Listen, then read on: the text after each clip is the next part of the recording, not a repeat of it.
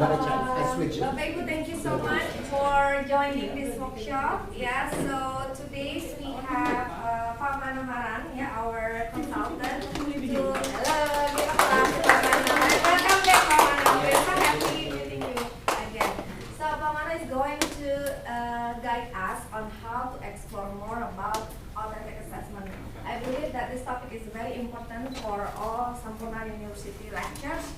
Because again, our vision is actually to educate future leaders, yeah, meaning that we have to ensure that our students will possess essential skill, yeah, to be able to compete in global, yeah.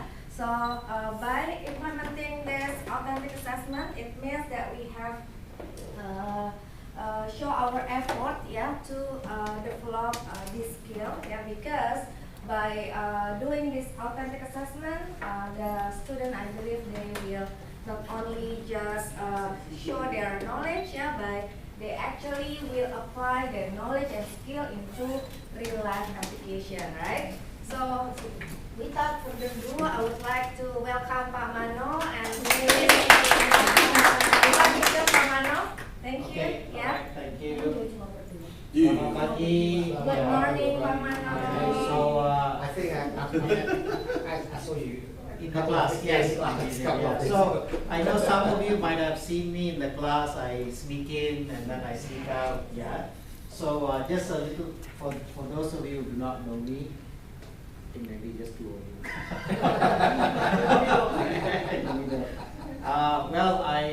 My name is Mano, and I've been in education for more than 30 years, from K-12 all the way to university. And so right now I'm supporting the APAC work with Apple for the developer academies, yeah, in this region. So my background is, yeah, mainly has been education, and I'm also a counselor on top of that. So I used to work for Sampoerna. I actually helped them start the academy downstairs, Sampoerna Academy. That was my original task, and then I came to SU. I was here for a while, and I went back to Singapore during COVID. By then, I've already been in Indonesia for 18 years. Wow. Yes, and my kids were grown, and there was no reason to come back. So we moved back. So I still come back often for work, and I continue this to support in some way the work with the university, especially accreditation and pedagogical approaches, because we are working with the American University, right? So yeah, so usually I make classroom observations, give some feedback, and just track the improvements, do some reporting. So that's the reason you see me in the classrooms. Yeah, and so this time, so every time I come, I do this on a Friday. I think this is the norm. So this time we're gonna focus on authentic assessment, right? Why authentic? I think, as we all know, not last year but the year before that, in October, ChatGPT was released, right?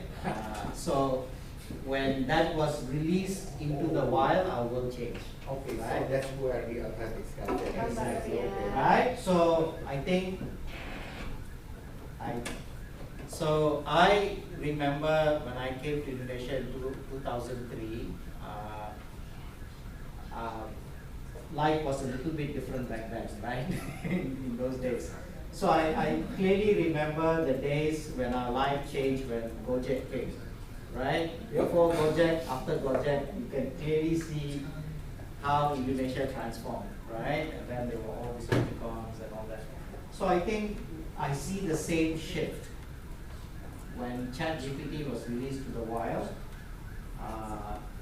Things started changing, and I think if you have children, I have 2 young kids, I sometimes feel for them, because the world that is before them is a lot more challenging, I feel, and a lot more different, right? And I think in the last 12 months, you can see companies sacking people, left, right, center, downsizing. Why? Because AI can already start doing most of the work, you know, as we are, right? And I think the implication in the classroom is also affecting, because kids are like, hey, school is easy, you know, just chat GPT and I get the answer. Like, so yeah, I mean, you can get a degree, you can make your way through with ChatGPT, but the problem is when you are in the field, let's say as a psychologist or as an engineer, I mean, how good are you in your profession, right? Because if your goal in life is to just to get through to get a degree,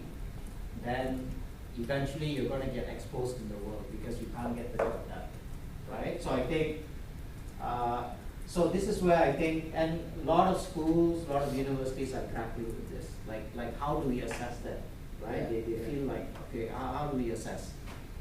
Because these kids have chat GPT in their fingers, right? Yes. And Okay, so that's the objective stuff. exactly. Okay, So I think the challenge for us as educators is we need to change the way we instruct, Yeah. right?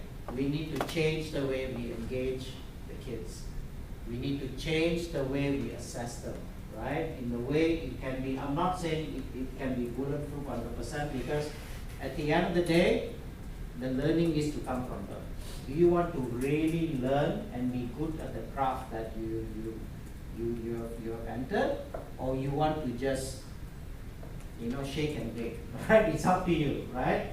But at least as educators, we can do our part to engage them in an authentic way, assess them in an authentic manner, so that they can get the most out of it, and they truly enjoy the craft that they want to be masters at, right? Whether it be engineering, being a counselor, or being an educator, or being an accountant, like they want to be the best at that work. Okay? So what I'm going to do today is I'm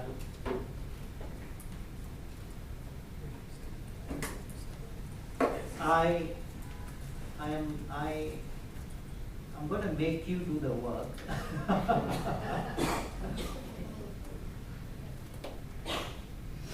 Okay, and I'm going to walk through a framework called challenge-based learning. Okay, and so to introduce a framework to you, but at the same time use it ourselves to be able to figure this out together. Okay, and this is something that you can also utilize as a tool with your kids, your students, to ensure there's more authenticity to what they're doing. Okay? Is anyone familiar with challenge-based learning?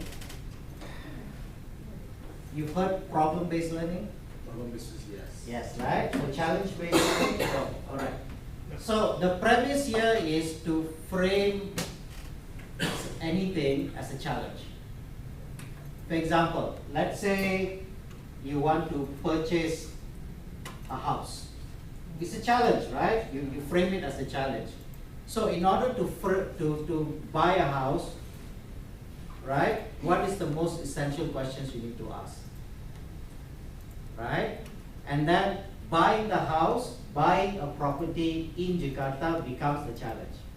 Right? Now, in order to face that challenge, you need to have a list of questions that you need to be able to answer. How much am I allowed to borrow from the bank? How much is the average property price in this area that I'm interested in? Does it align with my budget? So you see, every day we have a challenge that we need to resolve. Right? This morning you woke up, coffee or tea? It's a challenge. But you quickly resolve it and you make a decision, right? Should I drive or take public transport this morning? It's a challenge, right? So the premise here is, if you can frame something as a challenge, then there's engagement. Because it's a challenge. I'm issuing you a challenge. So you are able to better engage with that challenge and to resolve and find a solution to that. So that's the premise of what challenge-based learning is. Now, usually this takes a couple of weeks when we go through it with the kids. So we're going to do a very fast version of this. All right? And I will give you all the resources later for you to dig deep into it. But what we're going to do is, we're going to actually use this as the challenge. Our challenge today is to create an authentic assessment. That's our challenge. All right? Okay, so let's go through this very quickly.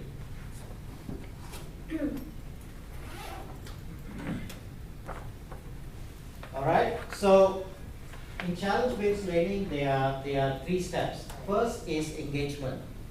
We need to authentically engage. All right, and then we investigate, and then from the investigation phase, then we act. So these are the 3 phases we're going to go through, and in each phase, there is 3 sub-tasks that we need to deal with. Okay, so let's start with this. Okay, so it always starts with a big idea, a theme or a concept that is relevant or interesting to learners and allows for multiple perspectives. Okay, and that's important because when you don't have engagement, then it doesn't matter what you do. Students are not engaged, right? Because I'm not interested. It's for whatever reason. I'm not saying it's always our prerogative, but they're not engaged, right? So I think we always need to think about how can I get all my learners engaged in this, right? Like for example, the class that I joined your class was on interest rates, right? It's whether you are an engineering student or an accounting student or a nursing student, it doesn't matter. You need to know this, right? How banks charge interest rates. How does a car loan work? How is it different from this? You know, credit card loans. It's good. So it's like finding, like, okay, but finding that engagement, right, is relevant, right? So I think it always starts with a big idea. So the big idea in that case means money. That's the big idea. Oh, suddenly I'm interested. Oh, money, yes. Yeah, right? So then, essential question. Okay, what about money are we interested in? Right? And if I were to ask, okay, who wants to own a house one day? I'm asking you, do you want to own a house? Right? Or maybe you already own one. Yeah. Right? Another 2. Maybe you want another one. Right? Okay? So, if you were to ask young people today, do you want to own a house? Of course, most of them will say, yes, I would like to have my own house or Most of apartment. them now don't want a house. Yeah. This is the problem. They just want to rent. Yeah. Possibly, yeah. So, even if they say they want to rent, that's fine too, right? But again, I think the point is it creates engagement. Yes. Right? Okay, great. You say you want to rent. What's the difference between renting? Yes. Exactly. And buying? Yes. Can we check this out? Yes. Right? Where's your logic? Does it make sense? Yes. So again, it's solving the problem, right? So it's about, so that's why big ideas are very important. I think sometimes we are so concerned about our topics, we forget the big idea, right? And I think engage is, and I think I talked about it in my previous visit, right? I asked you what's the hook. The hook is important in any lesson because this is where you create engagement. So, essential question is contextualizes and personalizes the big idea because money is such a big thing. What about money are you interested? I'm interested in money and house or money and apartment, right? Because house is now is out of touch, like young people can't afford, right? When I was in BSD, I remember house prices were 300 million, 350. So cheap. Yes, 2003, 2004, 350 million. And we were like, whoa, this is so expensive. Now, starting price is 1 million, right? No way. BSD? Yes. No, 2 billion at least. Yeah, exactly. Now, depending if you're closer to the center, right? So, it's out of touch, right? Young people can't afford. So now so again, it's engagement. Now, finally, you change this into a challenge statement. So, because of this, there's a challenge. I want to solve this. Let's say the challenge in this case is I want to buy an apartment. Buy an apartment. That's the challenge. So that itself creates the learning. right? So think about it, in every lesson that you teach, there's a challenge, right? Whether it's how to build a bridge that stands, how to like in your class, I think you were doing a poster on family something, right? I can't remember, right? So like what's the best way to engage parents? It's a challenge, right? It's all a challenge, and it's a challenge that they need to resolve. So it becomes a bit more authentic. So today, these three things, usually we let the kids decide this. But today, I'm going to give it to you, all right?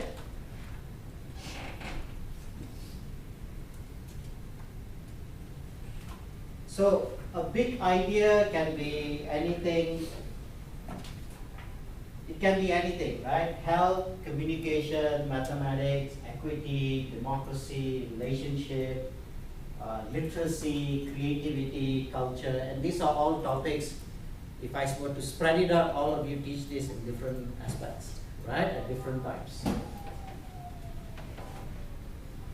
So the essential question, let's say the topic, big idea we pick is relationships, right? So there's so many questions I can ask, right? What kind of relationships are important? What are relationships? Why do we care about relationships? How do relationships impact us? So I can ask a lot of questions, right? So all this can be summarized to one big idea. Let's say, how do we create positive relationships? Right? With all those questions put together. And then the challenge statement means always as a verb. Create, make, learn, solve, right? It has to be an active verb. Because in every class, there's something they need to figure out, right? There's always something they need to solve, learn, make, create. So imagine if you can reframe your lessons in this form, rather than, because first create an engagement and then you give them a challenge. This is the challenge, right?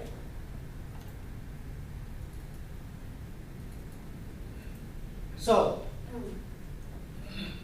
sometimes when you create these challenges, we have to be careful. If I say create world peace, what's the problem with that challenge?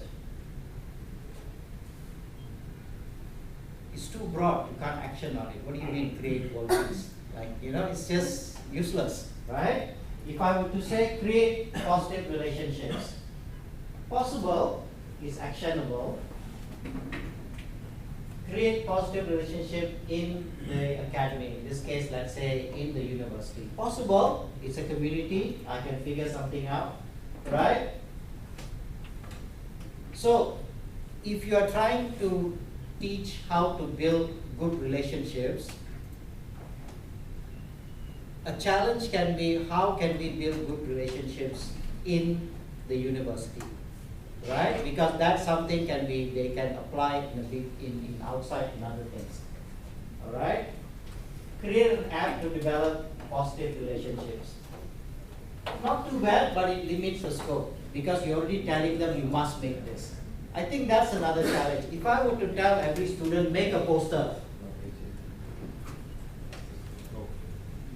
If you tell every student, make a poster, the problem is with that, some will lose interest because I'm not interested in poster.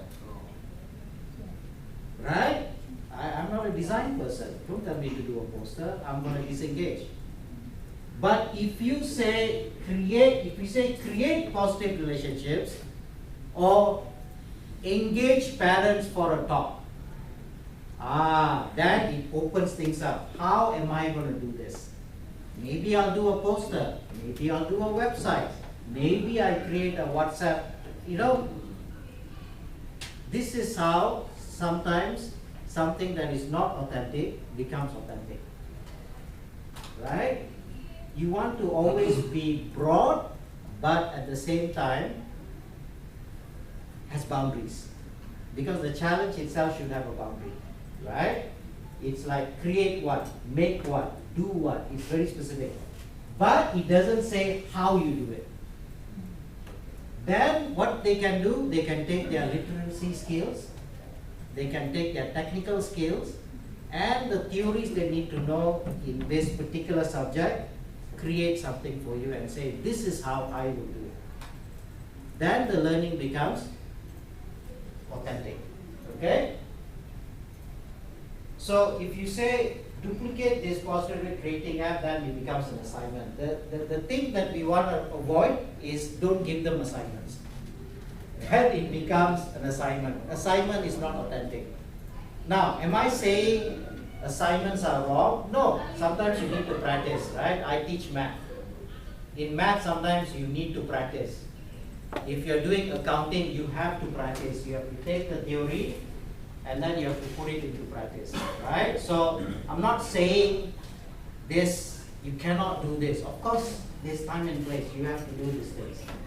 But in the bigger scheme of things, you don't want to do it all the time. If all I do is give assignments, then yeah, exactly, right? No, okay? So today, for you, you are my learners. So the big idea today is assessment. Okay? Now, the essential question, there's a lot of questions we can ask about assessments, right? How to create assessment. How many types of assessments are there? So we are going to focus on one particular essential question that we've already decided, which is how do we create authentic assessments? We know how to make assessments, but how can we make it authentic? That's the question that you're going to answer today. All right? I'm not going to give it to you. You're going to find out yourself. All right? The challenge I'm giving you today is create an authentic assessment for my study program. Okay? So you see, I'm not telling you how. I'm just telling you the challenge is you need to create an authentic assessment for your study program. That will be too broad, study program. So study program meaning that there are many courses, right? Correct? Very good. He spotted that. So, you need to refine that challenge later. First of all, you need to answer the question, what is authentic? You need to define the term. What does authentic look like? Is there a theory behind this? There's a lot of questions you do not know, right? Once you find out all this, like you said, your study program is wide. Then you need to refine that challenge and say, you know what? I'm going to narrow this and I'm going to create an assessment only for this. We will get that. All right? We will refine this challenge because you will always come up with a challenge and then you realize it's too broad, too narrow, too many things, and then you have to refine that challenge to meet your need. Yes? No, here it is. The authentic itself, meaning that without AI support, or what is the What is the meaning of authentic, Pak? yes, Okay. Yeah. You need to figure it out. That's the challenge, right? So now, of course, I'm not asking you to do it alone. We'll do it in a team. So you see, this is creating engagement. You're asking me, so what is authentic? I don't know, because just because I'm the professor, just because it doesn't mean I know everything. There's things I know. There are things I do not know. Right? I don't expect you to know everything about assessments. That's not your major. Right? So, but we use assessments all the time. Right? So, it's a good time to ask, you know what? I'm interested to know what authentic is. So, yes? But my understanding about authentic is the assessment itself to present what we call it their life. What the student will face. Yeah, so like paper and pencil, of course, is not an authentic assessment because when we are like, but for example, explaining something in front of the audience, Yeah. that is an authentic because in real life, for example, but the student will face the situation where they have to stand in front of audience and then say something. That is just the example. Okay. Demonstration. Yeah, Okay. Like if you have to do something like this, then asking the student to demonstrate a process, for example, is authentic. But asking the student to answer the question how to do things in paper is not authentic, even though what is being asked is the same thing. So that is my Okay, all right. So good. That is Pak Pri's interpretation, yeah, based on his background. May I give Yeah. a little bit? Because for me, Yeah. that's different.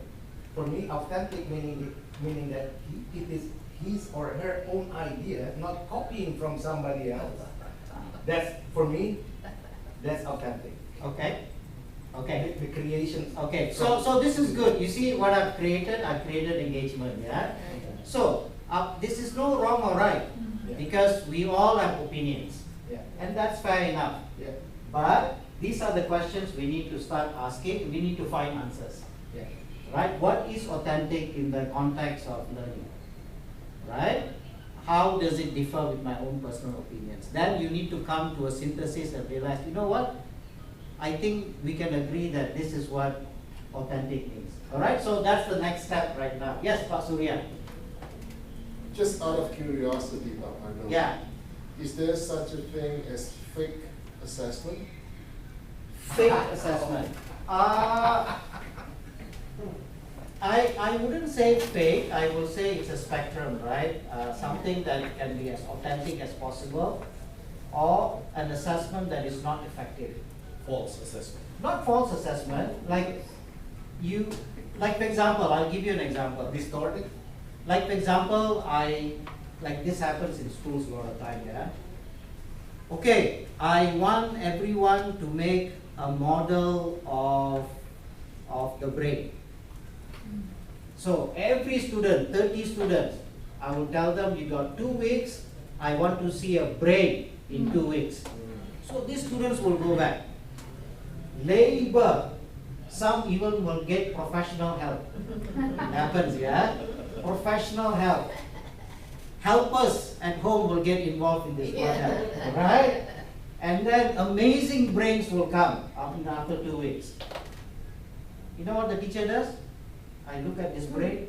Hey, nice, 6 out of 10. Yeah. Hey, nice, oh, amazing brain, 10 out of 10. And then I chuck all these 30 brains down the toilet. Right? The purpose was just for me to get my grades. Yeah. That is a very ineffective assessment, because students' works are not valued, their understandings are not assessed. It's just for me. So I don't think I wouldn't use the word fake or false. I think there's a spectrum where it is completely an ineffective assessment. On the other hand, the other spectrum is authenticity. There's more authenticity to that assignment. I always tell learners, right? I always tell instructors, if you're not going to value students' work, don't assess. Right? So, just let me just finish, and I'll pass it to you. I was in the Indonesian class yesterday. One thing that I really appreciated was the instructor gave assignment to all the students. All the assignments were marked and graded, and then she took the first 30 minutes in the class to go through the students' work, encourage them, got them to stand up, showed their work to the entire class, and even asked them to explain and say, you know, your work was amazing. This is incredible. If you need more information, please go and talk to Andy. Please go to Mandy, you know. And I thought that was amazing. That means, you know, the next time she gives an assignment to these students, they will feel like there's authenticity to this, right? Because it is being valued, given feedback, so that their work can be brought to the front. So I thought again, you know, when you have 200 students, you can't do this. But again, it's being able to manage and say, can I manage this, right? Yes, sometimes we give assignments because we just need to check understanding. But again, I think if in that spectrum, if our assessments are always on the ineffective and not authentic, it doesn't mean that if it's not authentic, it's wrong. I think it's a spectrum, and you need to be able to hit this at different levels according to the need. Yeah, I agree, but that should be done according to the needs. Yeah, Exactly. So there is not right or wrong, about correct, the correct. particular assessment, but it really depends on the need. Need means that the target situation. If Exactly. we have like 250, then we have to check their understanding about something instead of asking them to perform something, to perform an assessment or authentic assessment. Then maybe even It's the best way. not only that, but maybe multiple choice type of assessment will be the best because you have limited time, bigger audience. So Correct. I agree that it is not right or wrong about selecting this kind of assessment, but really depending on the Oh, yeah, needs. So I exactly, think at the end, yeah. the teachers, it doesn't mean that paper, pencil, multiple choice It's is wrong. bad. Yeah, it's not wrong. It Yes. depends on the need. Yes, you were saying this now. I mean, I think I wanted to pick up from what Pak Surya just stated. I think the opposite of authentic would be made up. Yeah. So in language learning, authentic means either we provide authentic materials as the learning materials, or we create assessment based on authentic materials, such as maybe newspaper, maybe a video about something which is real. And then if it is made up, then we created such a certain simulation, or we write Scenario. a scenario, and then we write also a certain narrative for that. So Okay. Yeah, thanks for highlighting that. That's a good way to looking at it. Yes, You know, possibly, yeah. the reason why I asked you that question is because the definition of authentic, it is real, whereas the opposite of that is fake.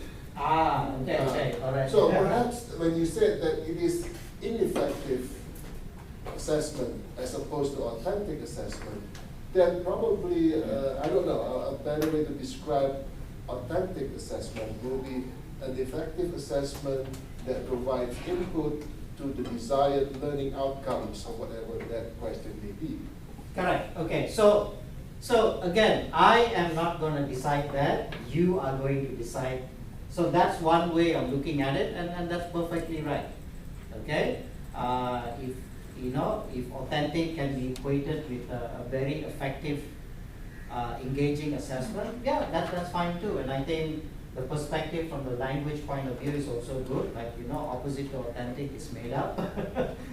So again, this is where engagement comes, because there's no one right or wrong, right? So I need you to figure out what authentic means, and of course you need to have a solid ground to stand on, right? Because has there been any research on this? Has there been any findings? All right. So of course, so what I want to do first is, remember the challenge is to create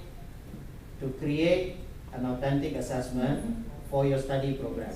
So I want you to look around in the group. You know who you are. So I want you to move around and to be in the right group. in the right. Okay? What do you mean in the right group? Wrong person. No, I said study program, right? So are you in the group of the right study program? So you need to move around. Okay? Hi. Ano ba, terpaksa ba? All similarity, yes.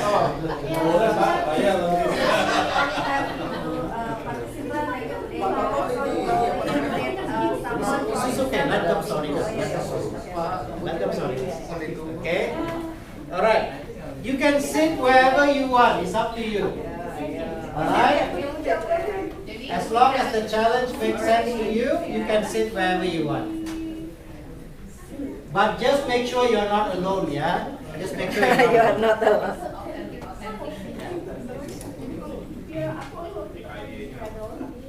Okay.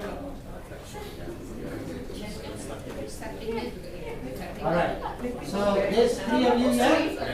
All right. This one very easy, yeah? Okay, so 2 of you? Yeah. I wonder why. Yes. Ah, okay. How about here? There's 2 of you? Volunteer, yes. Okay, no problem. So 2 of you. And here 4 of you, yeah? No, 2 of us. 2 of them. Two. Okay, all right. Okay, great. All right. Have we formed our groups? Yes. Right. So, if you notice when I said group yourself according to the challenge, I didn't interfere. Like I don't have to interfere. The challenge is clear. Figure it out. What if somebody wants to do something different, and it's okay, right? Because that means the student is engaged. To me, that's what matters most. All right, next.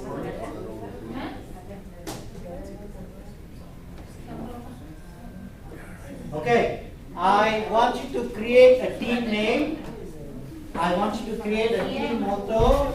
And I want you to identify 3 norms for working together. Okay, I'll give you ah,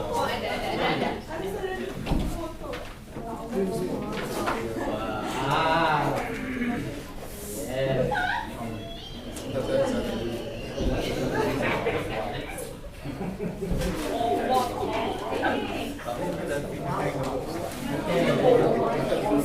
Yeah, all right, no worries. No worries.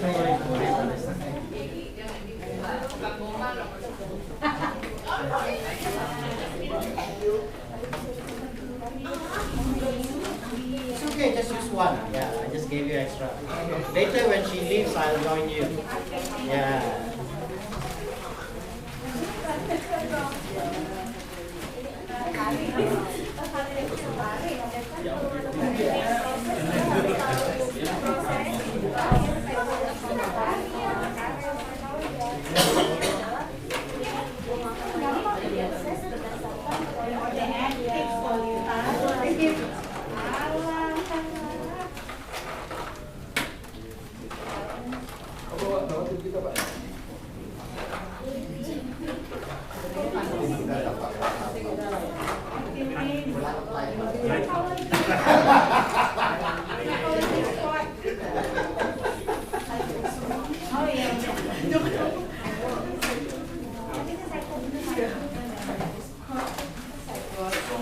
Oh, you need a paper.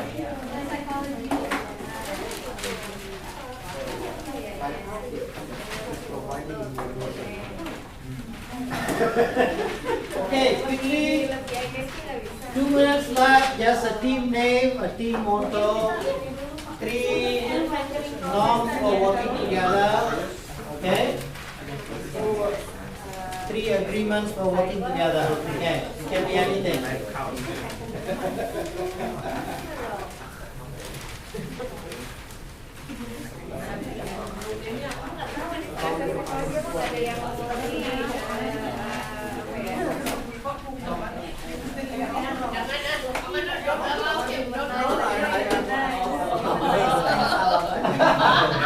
Good to see you.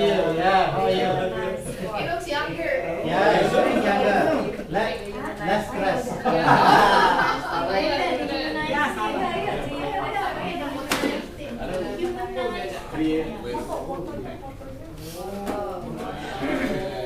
Okay, are we done?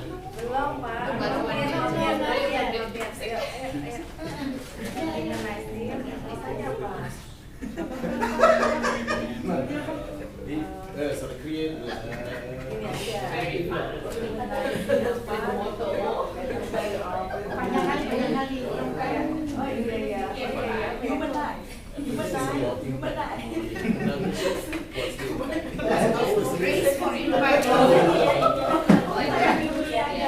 cannot write right now. You already did. I cannot spell right now. So identify 3 norms, motto,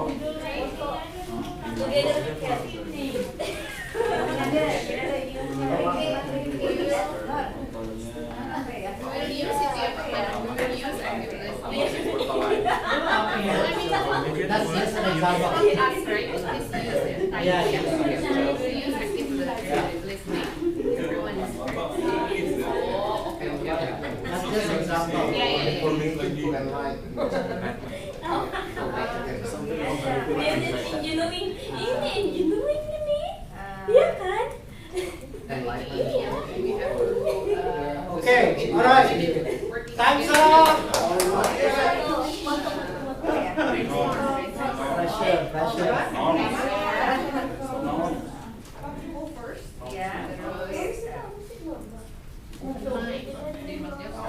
Humanize team.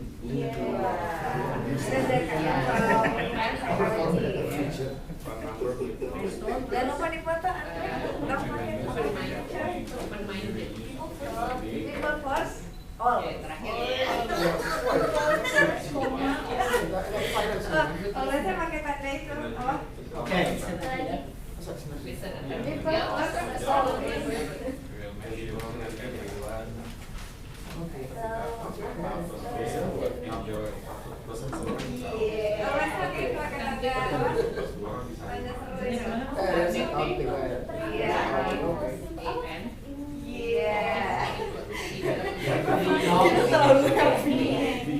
Brighter future.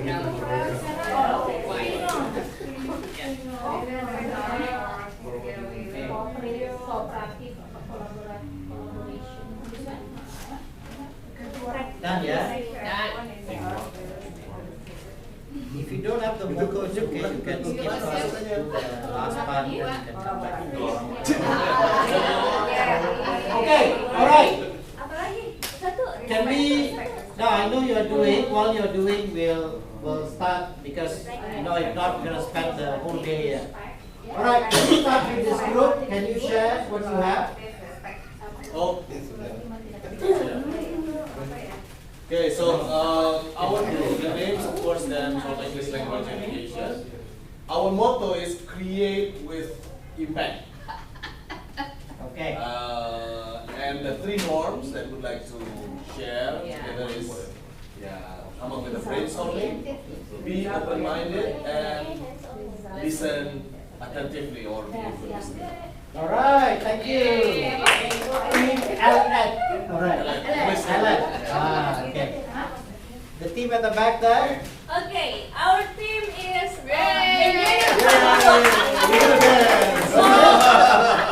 our motto is Pertalite. That's the engineer. Pertamax is Pertalite. That's cynical. Yeah. And then our notes is active learning, team working, and hands-on. Alright, this team here. We have from Humanized team. Our motto is, ayo bukan barang.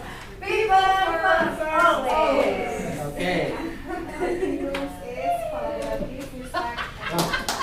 Alright. Okay, alright, thank you. Alright, over here. People first always ini berapa gede ya?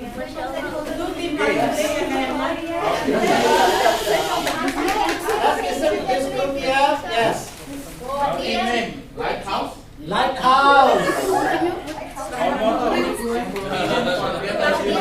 Information for a better future.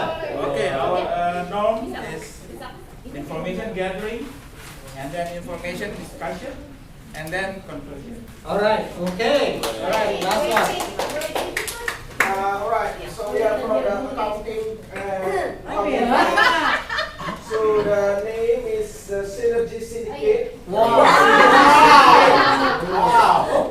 Syndicate. Where our motto is when numbers meet knowledge.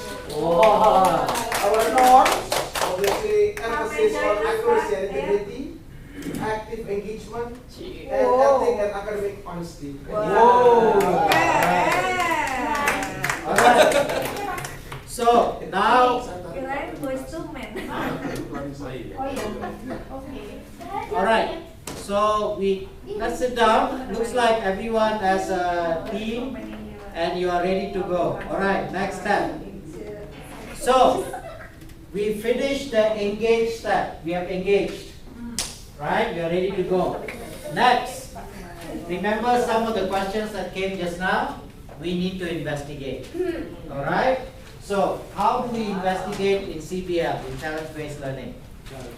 Alright?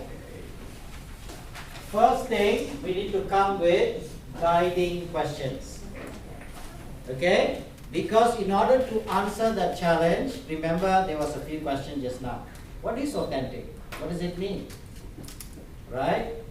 What is the opposite of authentic? Is there any research done in authenticity? What does scholars or studies are showing right now in higher ed in regards to this authenticity? How are they tackling all these large learning LLMs, right? How is it? How does it affect your field of work? Because again, we don't have one faculty here, right? There's many study programs here. How does it affect, in particular, your fields, right? Because all this is relevant for you to be able to answer that challenge. To build something that is authentic, there are questions that needs to be answered, and this is what we call guiding questions. Because what happens often is, whenever you give students any task, they will jump straight to solutions. Right? Is that something you face? They will jump. Right? No thinking, I know what to do. Or they will say, give me the rubric part. There's no investigation phase. Right? There's no questions being asked. Right? No clarity. Right? So they jump into things. So this is a good way to train students to ask questions. Even in the most simplest thing, look at us here, you know, authentic, we have so many questions. What is authentic? You know, we can discuss for half a day, right? So, and then you formulate the activities that you need and the resources you need to gather to be able to answer those questions. Not all questions are on equal footing. Some are more important than the others. Some needs to be answered in the order of priority. That only you can synthesize. Alright, so let's start our first activity here, guiding questions. So, what kind of questions we can ask? Who? What? When? Where? Okay? These are questions you can ask about authentic assessments. The other thing you could ask is could, why, what if, how? How do I even begin to start thinking about authentic assessment? Where do I start? So, what I want us to do right now is, so for example here, the example I gave is now, create positive relationships in the academy. These are all the list of questions that I can come up with. Okay? So, in your table, there are post-its. Okay? So I want everyone to at least to write down 2 questions that you have individually, 2 or 3. Okay? Based on the challenge statement that I gave just now. Create an authentic assessment for your study program. What questions do you have to answer in order to be able to meet that challenge? What questions are you asking yourself? Or you feel like I need an answer for this. Okay, so can you write it down? I'll give you 3 minutes.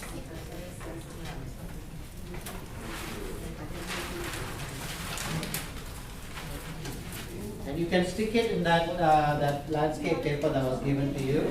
So we have to determine what is our post. No, ask questions regarding the challenge statement. The challenge statement is create authentic assessments for your study program, right? You need to create. So in order to create, what questions do you have?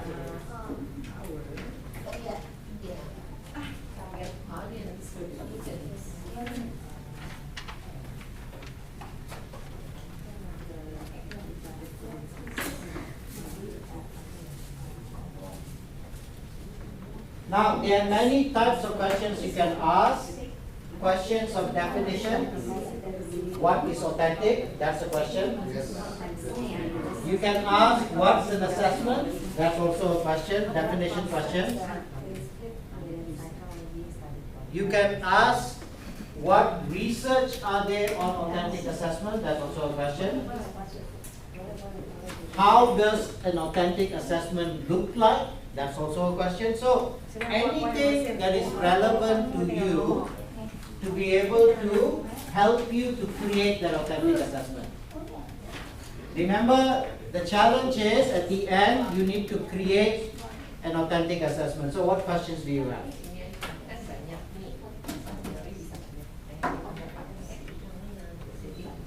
You can write more than 2 if you have, as many that comes to your mind. There's no right, wrong questions. All questions are relevant. Whatever that is, you feel like this is important to me. I need to answer this question so that I can do this task.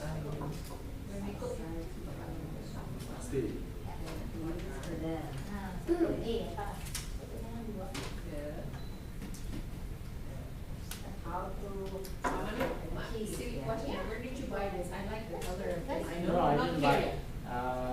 Is it from here? Yeah, it's okay. How did you see the color? I thought you brought it from Singapore. No, I didn't. Really? Yeah, it's this color down there. Merah. Beli di mana? Post-it. Oke. Baru lihat warnanya. Very cute. I think you need, when you go, you need to look for this color. Usually it's the green, blue, red, This one very nice. Only two? Next question or what? 2 or more. If you have more, ask okay, more. okay. Yeah, minimum 2.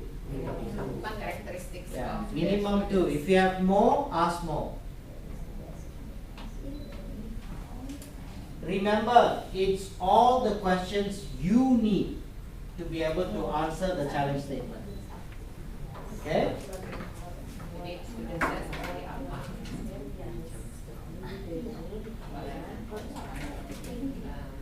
So you see how this kind of activity the students are engaged. Yeah. Right? They have ownership, they have true. I'm just hey, But what you can do is, while you're doing this, they need resources, right? So you become the guiding resource. So you can deliver, let's say I'm going to run this 30-minute session right now that will answer some of the questions. So you do all the theory that we need, let's say in this topic, right? Yeah. So you are the guiding resource. With that, you step back. I'm done. I already provided you the resource that you need according to the syllabus, right? I step up. You go, oh my God, we found this new study on this for you. Meaning, my book is 2021. This is a 2024 research. This is how I take the syllabus. You see, so it's like, so that's where the engagement comes from, right? And then the learning becomes better.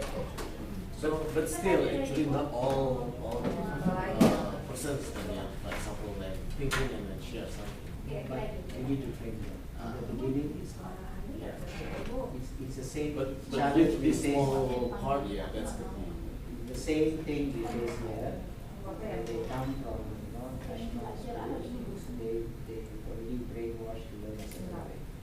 When they come here, suddenly question.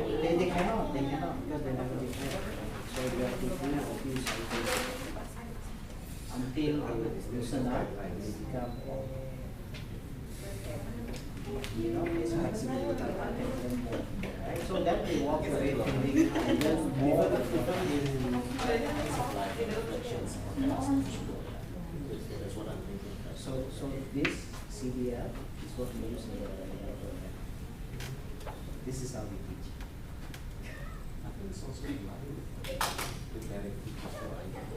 Yeah, CDF, use CDF.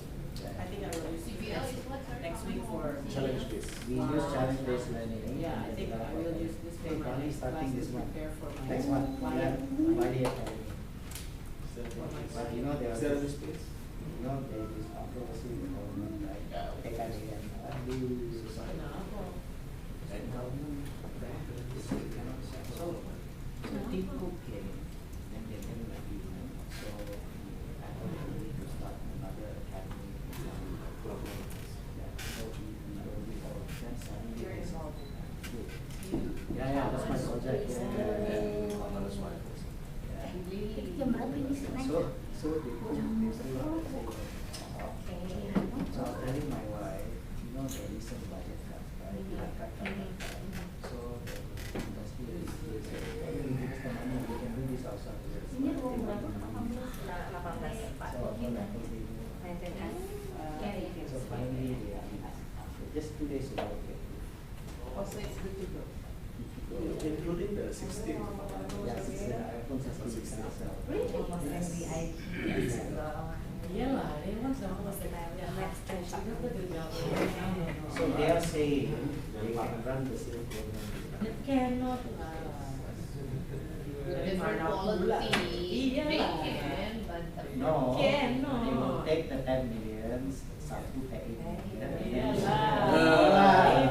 Itu jadi bukan. Okay, are you done with the questions? Ya. Alright, okay, next step. So, you have all these questions. So just to pivot a little bit before we go to the next step, right? So, I want you to think about if you were to do this activity with the kids, right? That means they are generating the questions, even before you showing the learning outcomes. Right? Like in order to be able to do this, what do I need to know? So the ownership is on them. Number 2, when you step in to teach, you are the expert guiding resource. Because I have all these questions, I cannot answer all these questions. Some I can answer, I can research. Some I can look up in the textbooks. But there's something that they cannot know, context. Industry knowledge in Indonesia.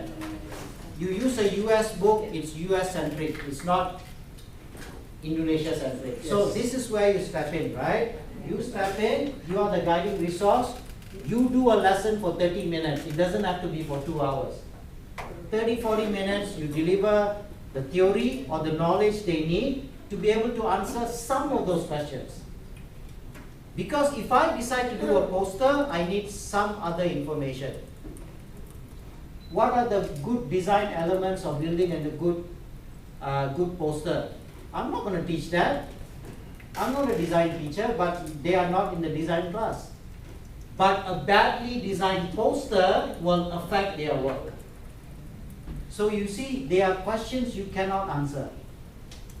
But there are questions you can answer, which is field related, expertise related. So you can step in and say, I'm going to do a 30-minute lesson right now, or a 45-minute lesson that will answer some of your questions. Okay. So you run a lesson. based on the question. How to design a poster? I'm sorry, that's not my expertise, right? How to create a website? I'm sorry, it's not my expertise. You need to write down that question, you have to go figure it out. Correct? If I ask you to, let's say in English lesson, I ask you to design a poster. Content is great, English is impeccable, but the poster is so lousy. Who's going to read it? So where am I going to get the skill to build a good poster? It has to be a question there. Right? So this is where they feel when they come to Sampoerna University, they feel like, whoa, I pay for this, but I learn this much. Right? Because there are so many other skills that I'm learning. But what if the students complain, then they thought that if in the case of but you have to find out how to create a poster, and they said, why don't you teach us? Why don't you? Usually that happens to me. If they Okay. Question. In the real world, you think your boss is going to pay your salary? Thank you! Thank you so much! Right? Thank And you, teach Pa. you how to make a poster? You know what? So remember, authentic assessment is Thank you, Pa. real world. But it happens. Okay. It happened in my class. Okay, so I got complaint. so this is where you need to step in as an expert. This is you are the valuable guiding resource, right? Yeah. And you got to give them real life scenario here. Wake up. When you work, when your boss tells you to do something you've never done before, you don't say no. You can say no, of course. Yeah. But you may be out of a job Yeah. in the next 2 months. Right. Simple as that. Right. Or you can say, that's something new to me, but I'll figure it out. That's the most. That's the right answer bosses want to hear, right? Because look, this is not Singapore with 8 million people here, Yeah. right? This is 280 million people. Yes. If you Yes. cannot do the job, Yes. I can always find someone else, no problem. Yeah. I can Even though- complain like May- that, may- but may I add? Nano. Because I think we need to know where the student is as well. Because Yes, why? exactly. First and the second semester, they need to be directed. Correct. That's Of course, yeah. A third and fourth, we sell it to them. Fifth, sixth, coaching and mentoring. Yeah, yeah, That's the way I say it. And then in the last year, yeah. we can say. So I think something that we discussed here. Remember where the kids are coming from. Yeah. They're coming from the national public school system. A lot of them, where it's all spoon-fed, Yeah. That's right? that's why. Spoon-fed, That is exam why. based. Yeah. So when they come for the first year, you cannot suddenly expect them to change. They're not going to change, Yes. right? So there needs to be some training. So again, be mindful. If I'm teaching the Janet, I'm doing the first few years, first year modules, I will not be so blunt like this, right? I will be like, hey, I will train them. Okay, good. I'm not a design person, but unfortunately sometimes your work does involve some aspects of design. So you know what? Here's a resource. It's in the link. So I'm thinking through this, right? I'm giving them links about like good resources on design or good resource or something they can read up on. So provide those, and then a while later teach them how to find their resources on their own. And then like you were saying, by the time they are in the 4th, 5th, 6th semester, hey, you should know how this goes down, right? So challenge-based learning is something we use in the developer academies, right? So when we start, we call it senior learner directed, meaning it is more direct. Like today, I'm being a bit more directive. I'm giving you the big idea, I'm giving you the essential question, and I'm also giving you the challenge, right? By the time they enter their final challenge, all this must be done on their own, because the question we ask is create. You have to create something. Usually it's an app that needs to go into the app store. So we are not going to tell them what you must do. Everything they have to figure out on their own. But we have trained them already in this couple of times. Right? There's a few iterations. So keep in mind, in the beginning it will be like this. Then after that you need to change gears. So it also depends on which level, which year you teach it. So you need to adjust accordingly. So this is something we emphasized a lot in the early days, right? Remember where our students are coming from. This is how they learn. You will see a very distinctive difference. I'm sure in the language program you will have seen some of the students who come from IB background. They are very different, right? They are more, they ask questions, they are more initiative, they are more confident. Why? It doesn't come by magic. It's because they spent 10 years in the IB curriculum. They've been trained. Their profile as a student is very different. Yes. Compared to a public school student, their profile is very different. Yeah. All they want to know is, what do I need to do to get an A? Yes. Give me the rubric. Give me the, that's all they want, because that's how they've been trained. That's true. A part, I want A, move out. Why is this not A? You know, that's all they want to know. They're not, because you can't blame them. This is how they've been trained. Yes, yes. But we need to shift their mindset, because in the workplace, it's not like this. The reality is very different. That's true. And So, that's very difficult. Very so we need to do this. So maybe this is something CETL needs to think about, like have this career initiation, we call it. Like, you know, like after they've done a year, we call it career initiation or startup program, where we teach them about the realities of real life work. How does it look like? And then give them a challenge. How do, like, even run something like this. What do you think you need to change in your learning mindset in order to be able to be career ready? Because a degree is only the first step. Yes. Right? Do you know how many graduates around the world? I mean, you talk about, you know, two countries that really scare me is India and China. Yes. Very scary. There are 1 billion plus people, and the number of scholars that they are producing, right? You can't, I don't even know where to start to think about competing with them. Like, it's you know, it's mind-boggling. Look at, I mean, the top of the top from China, both from, they end up in, you know, Singapore being such a small island. One of the top universities, group of universities in India is called IIT. I think engineering you will know, right? IIT, Indian Institute of Technology. The number one country in the world that has all the top engineers from IIT is US.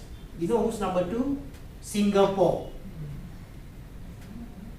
Finding a job in Singapore is like, I tell you, like even before you start, you feel like giving up already. Because as soon as the job is, there's like 6,780 applicants, like and you look at, you know, if you have an account, you can see what kind of caliber of people who are applying for this job, right?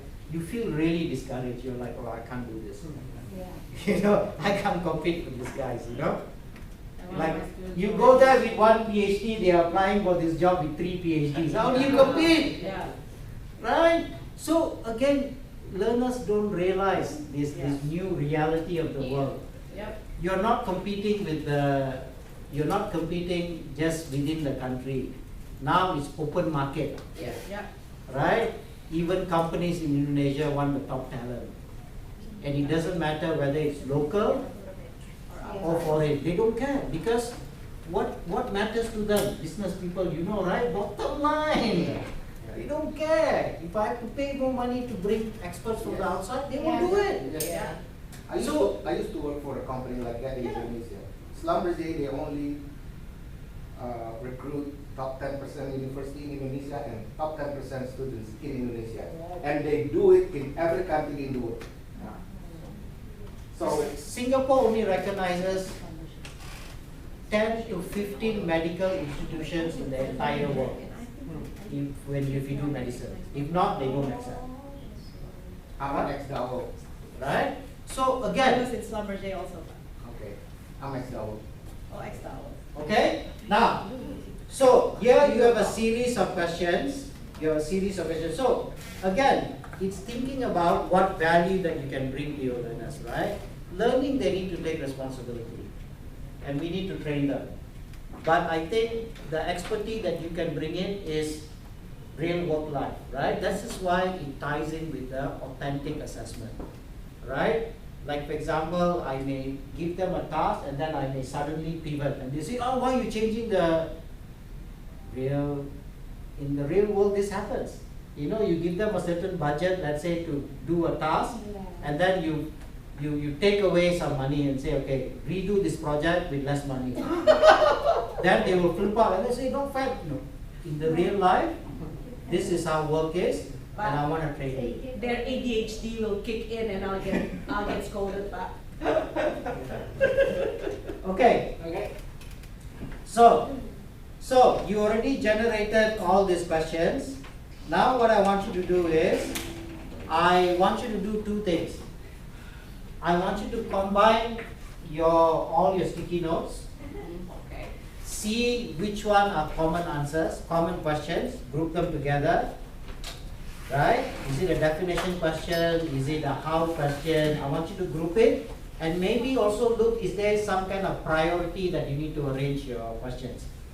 Okay? Order, group, categorize, and also order. If there's some kind of order, you must answer this question first before you answer the question. And thirdly, I want you to look at priority. Which one is more important? Is this question important? If it's not, we can put it aside. These are the most important questions I need to ask. So I'll give you 3 minutes. Can you do that in your group very quickly? Okay? Very, very quickly. Do that.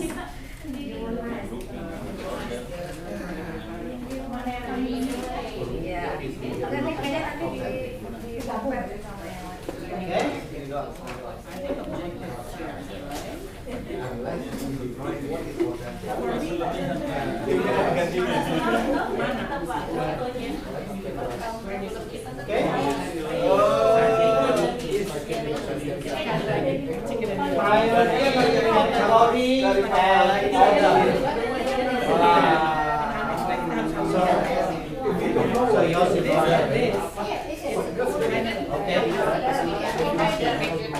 okay, so you're done.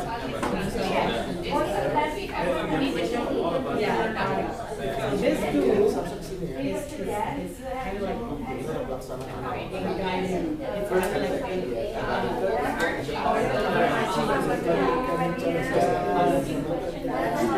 What is the challenge?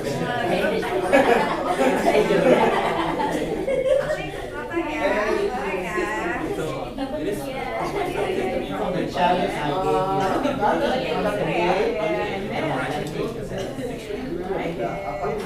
how does this question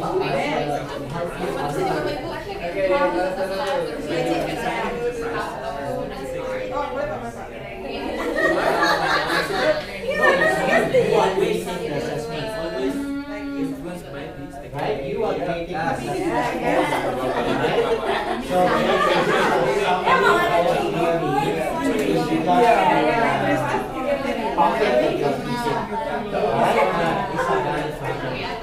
but what other functions is there creating authentic unless we don't need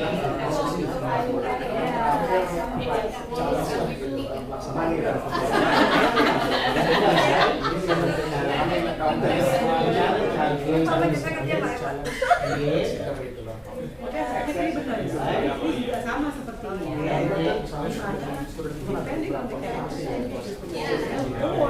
Saat ini yang baru datang,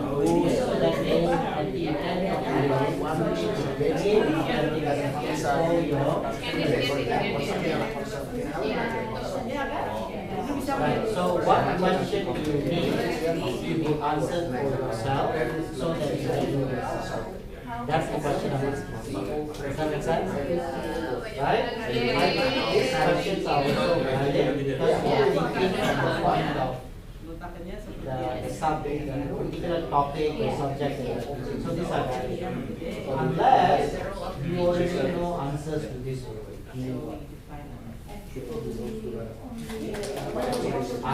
then your function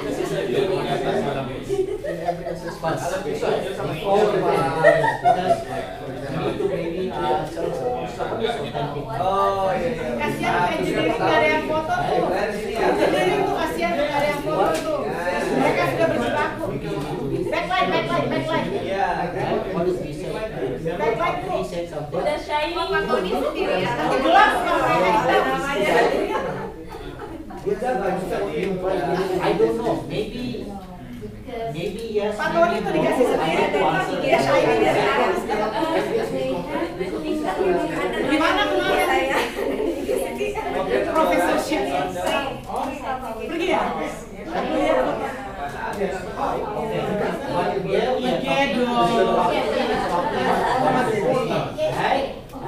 Kan Eka follow. You see, in your case,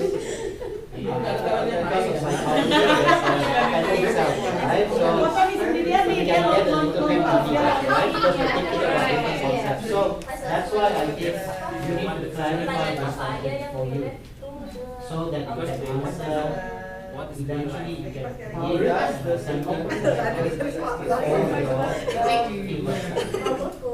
So, but before you can do that, you need to answer some questions. What is authentic in terms of assessment? Right? How does an authentic assessment look like? Or what should it contain? Right? What are the elements of authentic assessment? So, you need to answer those questions before you can come here and create skills.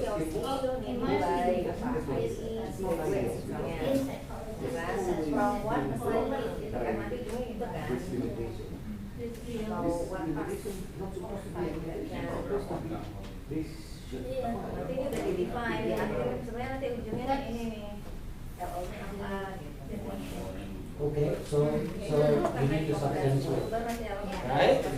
Because if a student comes here and says this, even though you know that's the right answer, the question you're going to ask is that, how do you know this? Then the student should be pleased, right? Because you guys are experts, you already have some of the things, right? Yeah. Exactly. Right? Okay? Sorted, ready? We'll take a break, short break, right? Yeah, we'll take a break after this. Yeah. Sorted? Okay, ready, yeah? Alright, break. Sorted? Yeah, okay. Alright. How about if we nothing in common in our questions? If the questions are not common, Fail. so this is good because this helps learners, just like it helps to see other points of view, right? Because I'm looking at things very differently, and it is good for conversations. And you can combine. It doesn't mean questions needs to be eliminated. It can be put there because when you start finding answers to the questions, it will clarify a lot of things. It will make it clear.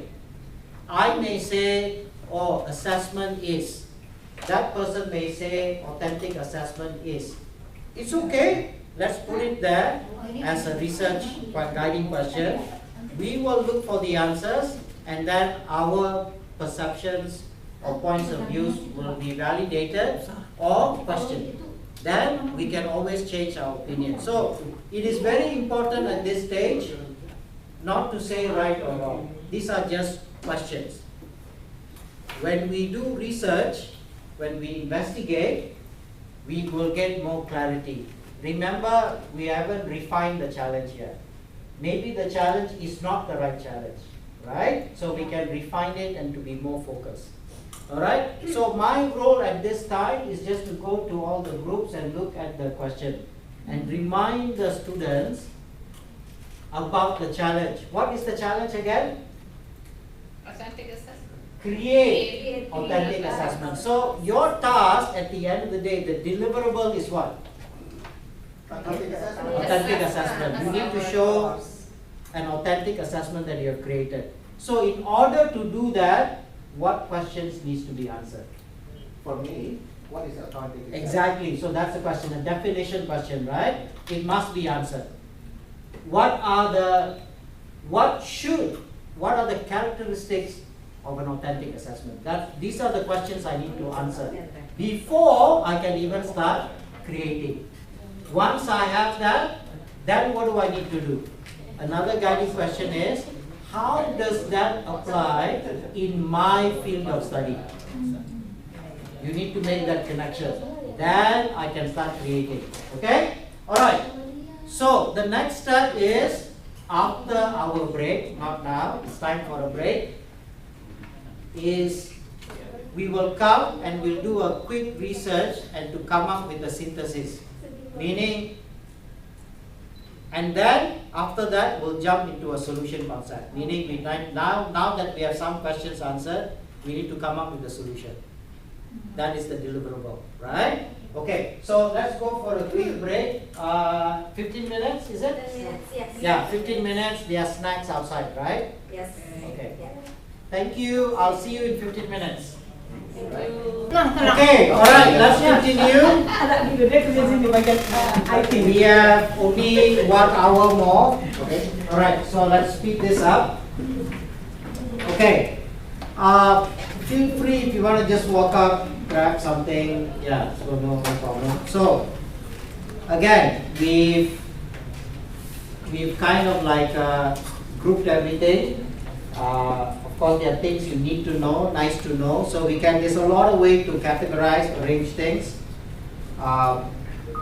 We can also prioritize the questions. Okay, so maybe some can be moved over, alright, depending on what you think. Again, conversation we had, your questions may not be the same as another person's questions, and that's fine. Different people will have different questions they want to be answered, depending on their background, right? And I think the investigation phase is important, because when you investigate, you will have more clarity. Then you will realize maybe some questions don't matter. Maybe some questions are not the right questions. It's okay. That's the power of questioning, right? Important thing is ask the question. Whether they are right or need to be modified, we can always think about that later. It doesn't have to be decided now. Okay? So once you have all the questions, the next step is you need to figure out how are you going to answer these questions. Now, when the learners are doing this is where, when it's directed by you, you can step in and say, hey, I'm going to be a resource to you right now. Let me teach you about interest rate. Let me teach you about how to do this. Let me teach you how to calculate forces or anything. Let me show you. This is where you are the resource. Let me take what's in the textbook and make it very clear to you. Because textbooks are textbooks, they're not alive. Yeah. Right? It doesn't make sense. A lot of times when I read textbook, it doesn't make sense. I'd rather have a physical instructor in front of me that is showing me how to do it, and I can ask questions and interact. Okay? So this is the value we bring. So you are the guided resource, so you run an activity. Right? Some of those questions will be answered, but not all the questions. Like I said, how to create a poster, I'm not going to answer that question, but I may say, hey, I checked with Pak Tombak from BCD.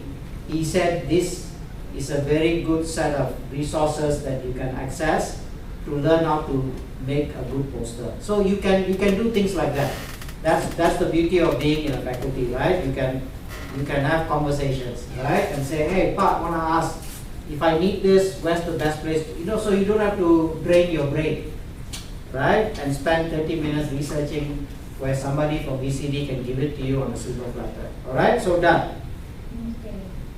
So, this is where some needs research. This is where you need to divide the task within that group and decide who's going to do what, who's going to keep the time, who's going to do the research, who's going to do the synthesis. Who's going to gather all the information and say, aha, we have the answer now.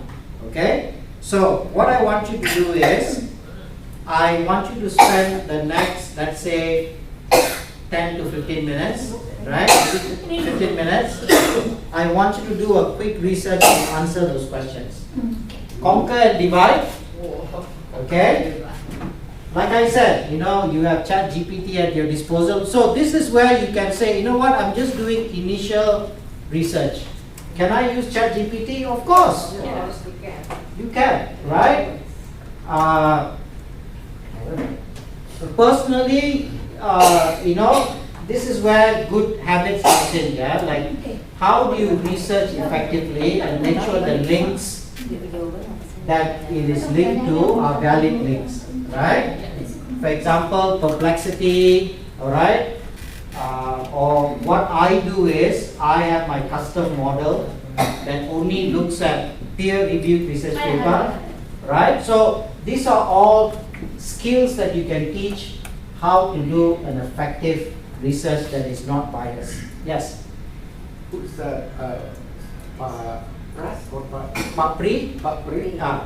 That, okay, he basically mentioned that creating authentic means creating learning experience that closely resemble real world situations. That's what he said basically. Yeah, because Yeah. he's from education faculty, so Yeah, but that's AI.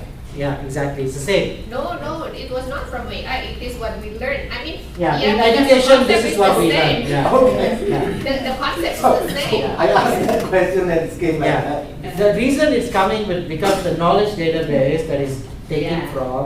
from the educational database, this is, Okay, yeah. the educational, this is how we define. Okay. What, yeah, so that's why it looks the same.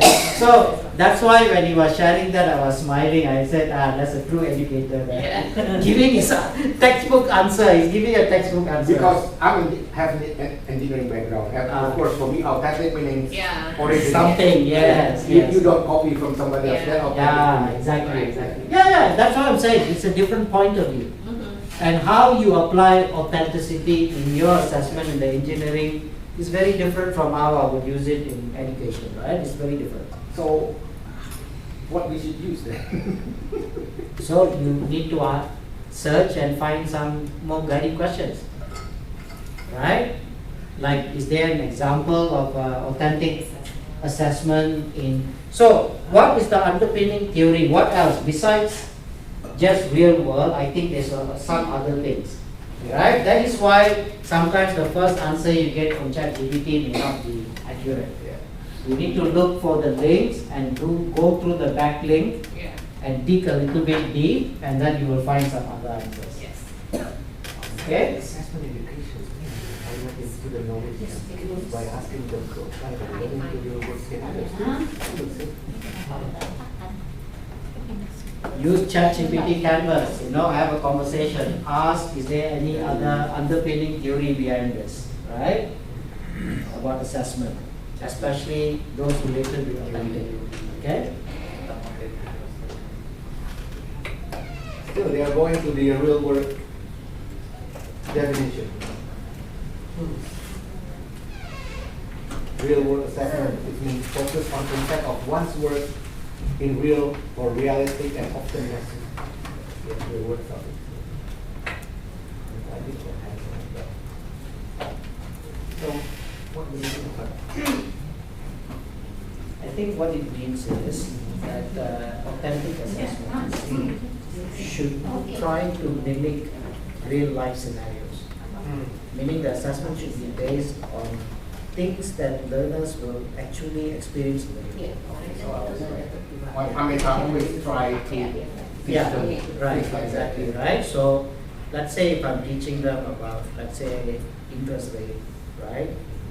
The best way to teach is like, okay, look, go look for a house that you will want to buy. Right? Okay, I want to buy this house. How much does it cost? Then they do real research, right? What's the average median price in that area? Right? Based on my salary, let's say if I have this salary, if I do a submission to the bank to get a loan, how much would they give me? What's the, so all this they are learning, which is very authentic. Then they will see the challenges they face in order to purchase. So it's this is real because let's say if one day they were to purchase a house, they will have the knowledge. You know what? Actually, on my assessment, we actually did this. I know the questions I need to ask, the rates I need to look at. I understand how this interest rate works. So that means the assessment is mimicking real world where possible. Because actually in my first week in the class, I asked them what you really want to learn. A real world or a theory? Is it real world? Exactly. So that's how. Yeah. Now, obviously, it's not possible all the time. I can't get them to go to the bridge, but Exactly, right. Right? It's it's pretty difficult to implement that in every. so we have to be creative. That's why I'm saying not all lessons will lend itself to authentic assessment, but I don't need everything to be Still authentic assessment. right? The other concept that we have is that It can be implemented for all students, particularly with what Yes, that's what I with agree. special needs. It can be implemented for the student Okay. the same same treatment for those kind of students. Actually, this is actually not a faculty issue. This is a management issue. Management meaning the Because management study program or no, I'm talking about the university management. Okay. Because let me give you an example. Let's say if I were to hire someone with a disability, let's say, or a wheelchair, then I should be full aware that if I hire this person, I also need to make the workplace conducive for that person. Now, some companies have already have this policy, right? So it means they have ramps, they have doors are wide enough for a wheelchair to go in. So if I were to hire, it's not a problem because it's if that person is hired and then this person is complaining, let's say I'm the manager, hey, how come I can't even get through the door, this one, that one, then it's actually technically not your problem, right? Because we know we cannot accommodate this person and yet the management chose to. So sometimes we need to separate what is, you know, so there's so much you can do for this. So you need to figure out a different type of solution because you can pull all your hair and still not going to find a solution. Yes. Because the assessment is the same. You cannot give the person, this is not a school. In a school I can differentiate. In university I cannot differentiate unless there's such a policy. Right? Because it's either you pass or fail. Either you can be or cannot be. So meaning that in terms of assessment, you can just give different assessment. Then it's not fair, yeah? How come you hold others to Yeah, but a this higher guy, standard? but this guy is especially, I mean, different. With that condition, It's not capable. Best practice. But so are you going to give him a degree, a bachelor's degree? You see, there's a lot of ethical things here, right? It's not about the student. This is a bigger issue. Like there are students I've seen.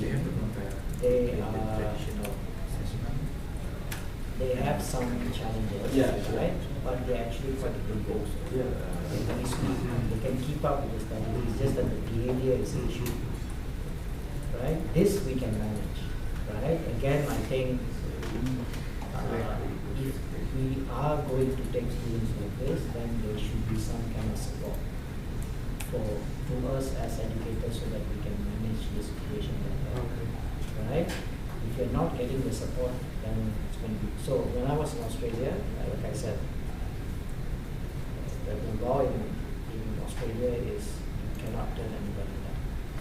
Any parent can go to any school and say, I want my kid back.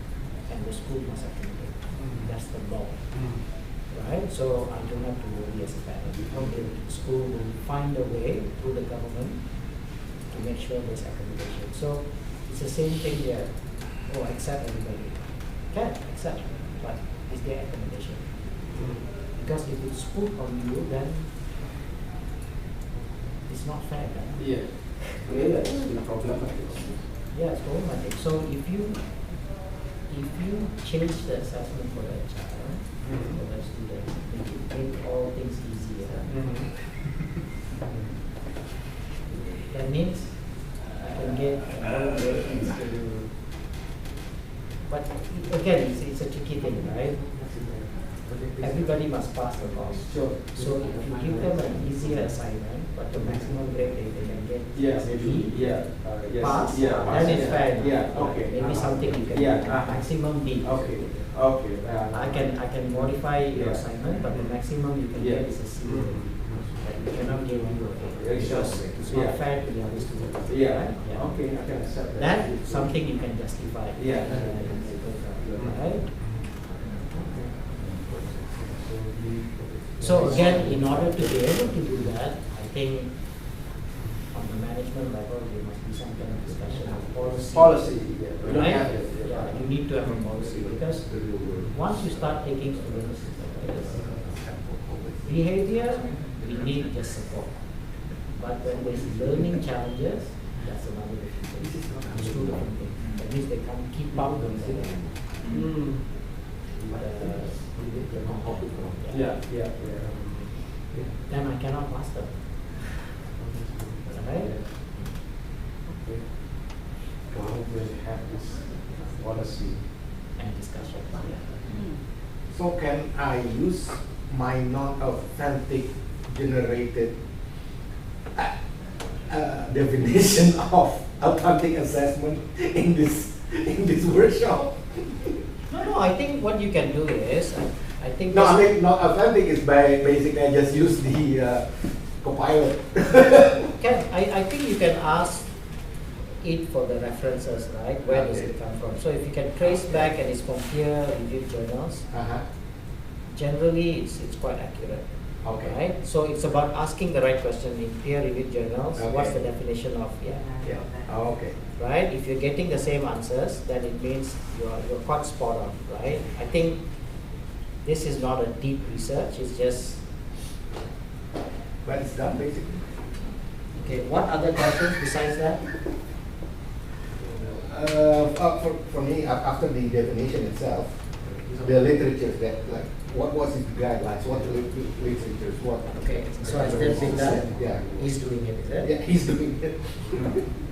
Copilot okay. It's It's doing it. okay, fine. Yeah. So that is why I say authentic assessment, not by authentic generation. Yeah. But you know, today because it is based on large language models, it is authentic to a certain extent, right? If the sources are right. Yes. They always give us the Exactly. citation, not the real citation, but Yes.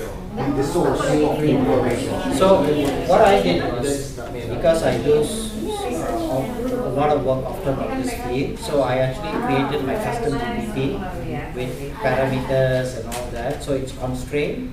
So it's a trained language model that only function on education, and it gives me the answer. So I don't have to think twice.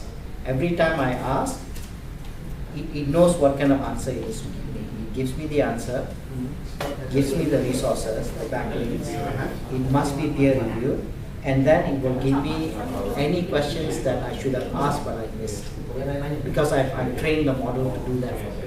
Yeah. So I think that's another way to ensure, like, if it's field specific, you can create custom GPTs like this, so you don't have to worry about the authenticity of the answers.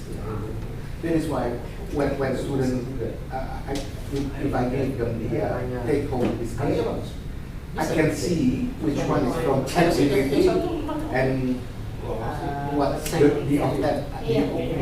real authentic answers. Yeah, exactly. I can see that. Yeah. So it's that it's figuring out how can I get authentic answers. Yes, exactly. Ah. I told them that because I know some of you use the AI, but you just use AI as it is, and I can see that. But some of you have a very good answer, but they customize it. Yes, they customize it, and then I can see the originality of their discussion. Okay, all right, okay. So how's it doing? Research done? Yes. Ooh, very quick, yeah. How about you? How's the research done? It's okay, but we found some answers. Yeah. AI is just another progress. How? Yeah? How's it going? I'm doing my research first.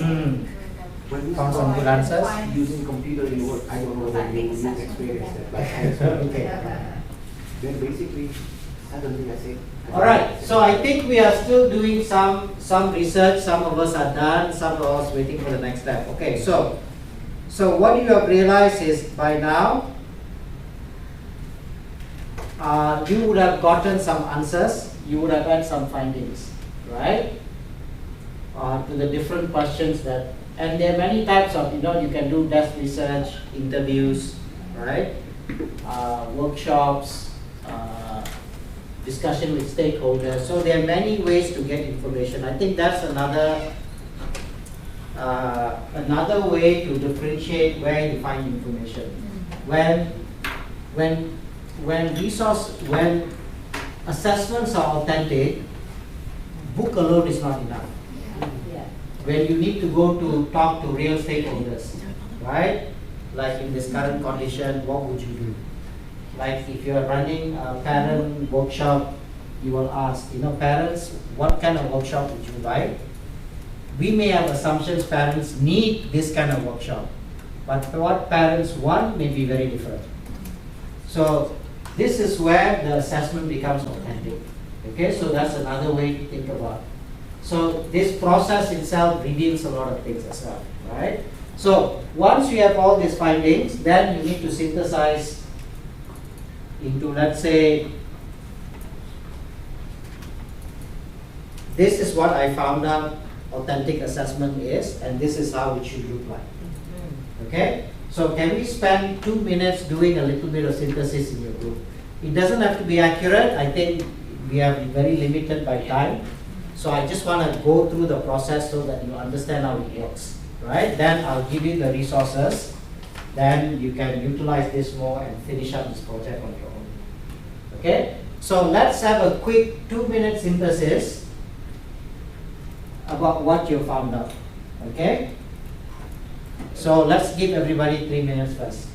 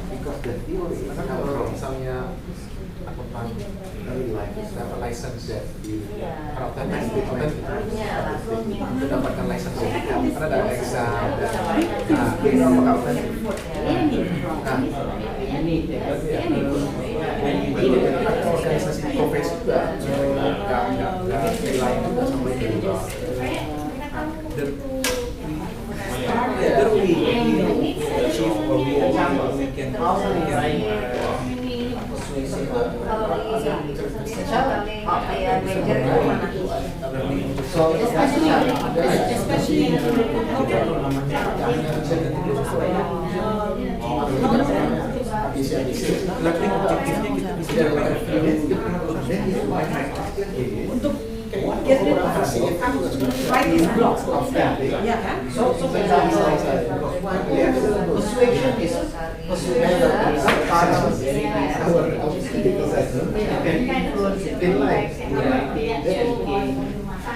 behavior, right? There's many ways to influence, right?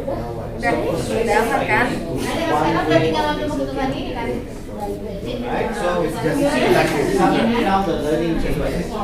It's not just persuasion, okay? That's one of the components of being leaders, right? Having influence, and everybody wants to influence. So then the challenge here is how can I be more influential through writing, right? It's a specific medium. And the challenge would be create and influence, create and not because one of the things that my students always where should Maybe I can challenge yes. to get rid of that block. The block is there, but the challenge do not know how to overcome that. Exactly. Because you So, know, as so we have to find out. So this is a guiding question, right? The guiding question is how do I handle stuff? Exactly. The question. Exactly. All right. What should I do? Okay. What am I interested in? So when they do this, you see they are uncovering their own knowledge. But when we teach it on the next group, then they say, right, then they are like, right one. Exactly. But if it's a challenge, and not everyone's journey, so, right? I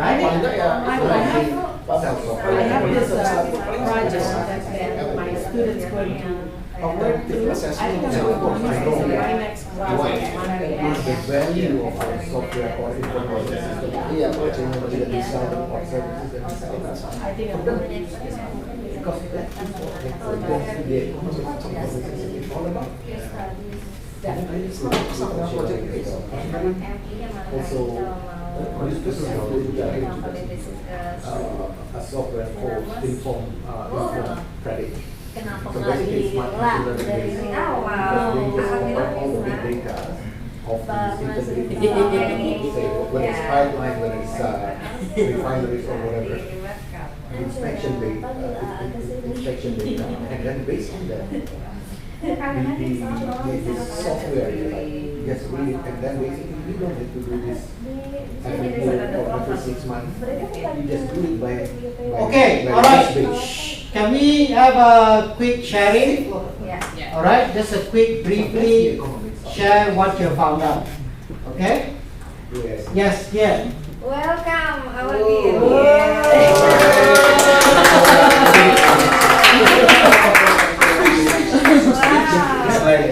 Speech. Dance first. Okay, can we start here? This group, can you share your brief findings? From the research. Yes. Yeah. Okay. Okay. So I found a reference and then I tried to synthesize that. So basically, authentic assessment means students do something which is real based on what they will see in the real life. And authentic assessment is a good way to accommodate something called active learning as well. And then I relate that to a learning theory, which is called constructivism, in which the students construct new knowledge. So by having this authentic assessment, students can find something new, they can construct their own knowledge, they do things actively, they are not passive, and in the end, they will know how to apply it in the real life. Okay. All right, so constructivism comes in because they are asking the questions, Yes, right? yes. Their own guiding questions, all right? So that's great. Okay, this group?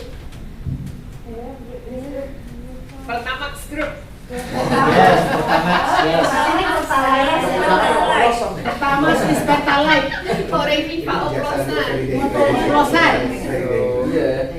Yes.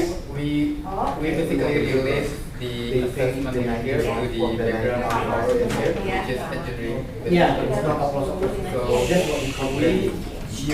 So we see that there are at least 2 competences that need to be assessed to the students, which are the technical and professional.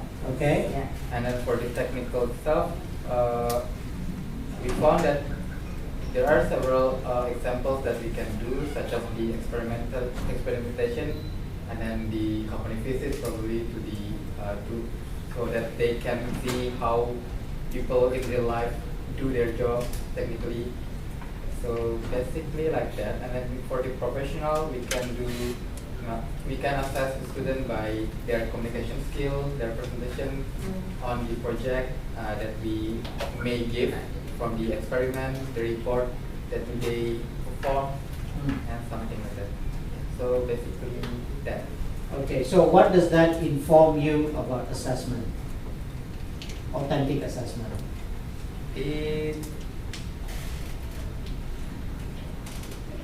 So the information that you found, how does it assist you in crafting authentic assessment? How will this help you?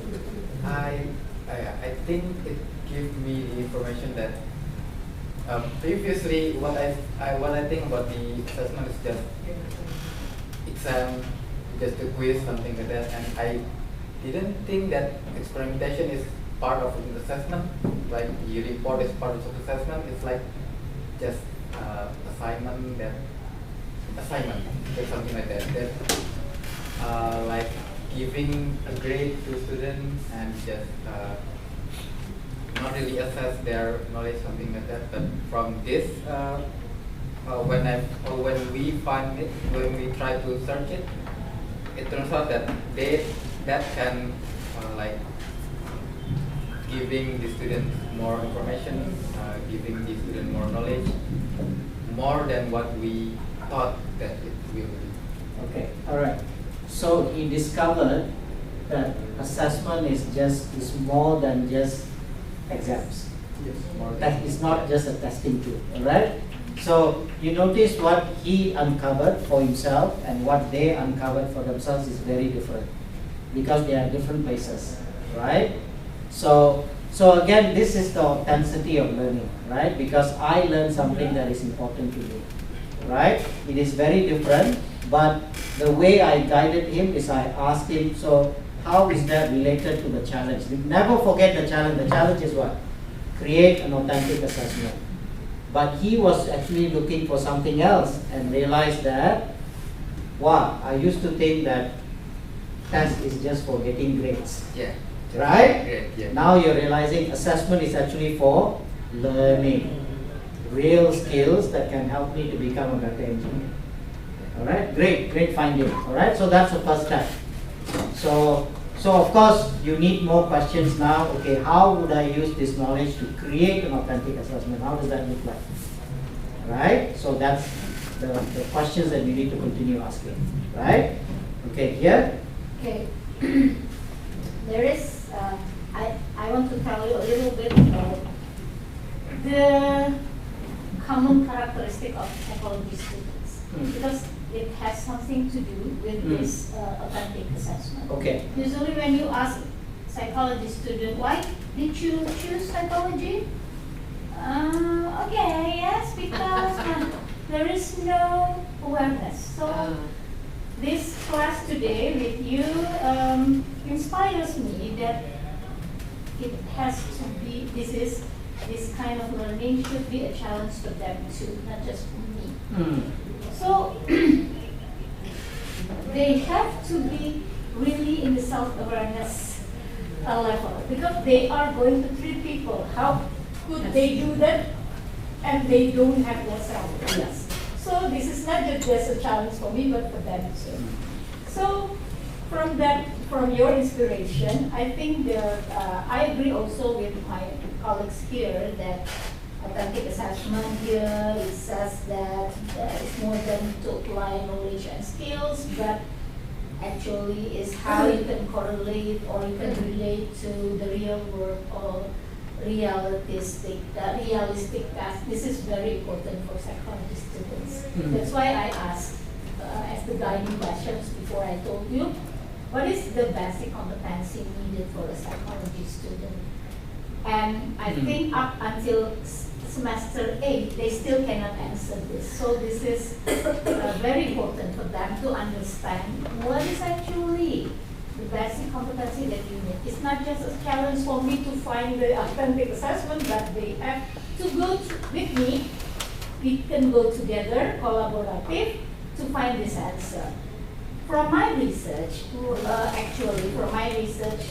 little bit research before that, in psychology, the concept is very clear. Competency refers to the individual ability to perform a set of tasks, that encompassing necessary knowledge and so on and so on. So when I did my legal research, we can find like 10 most important skills for psychology students. This is actually a challenge, not just for me, but for them also. That's why I asked this question. And there is so many, how to say, there are so many details within that guiding questions. And actually, I have arrived up to the authentic assessment, but I just want to tell you that from my research here, that when they go through this authentic assessment with me, both of us, the students and the lecturers, learn together about how do we can create or direct the students into understanding or the basic comprehension of their task in the future. Okay, all right. That's all my, actually Okay. a little bit long, but. No, it's okay, it's very, very valuable, right? Yes. So this is interesting, yeah? So, her guiding question is a little bit different. Did you notice that? She was actually asking the question, if I were to create authentic assessment, what is it exactly I need to assess to be authentic in the first place? Do you see that? Yeah. Because as a psychologist, you need certain competencies because you are working with human beings, Yeah. right? So there should be a set of competencies that is essential. If you're not good at this, you're not going to be a good psychologist. Yes, of course. So her question is going even further back and say, hey, you know what?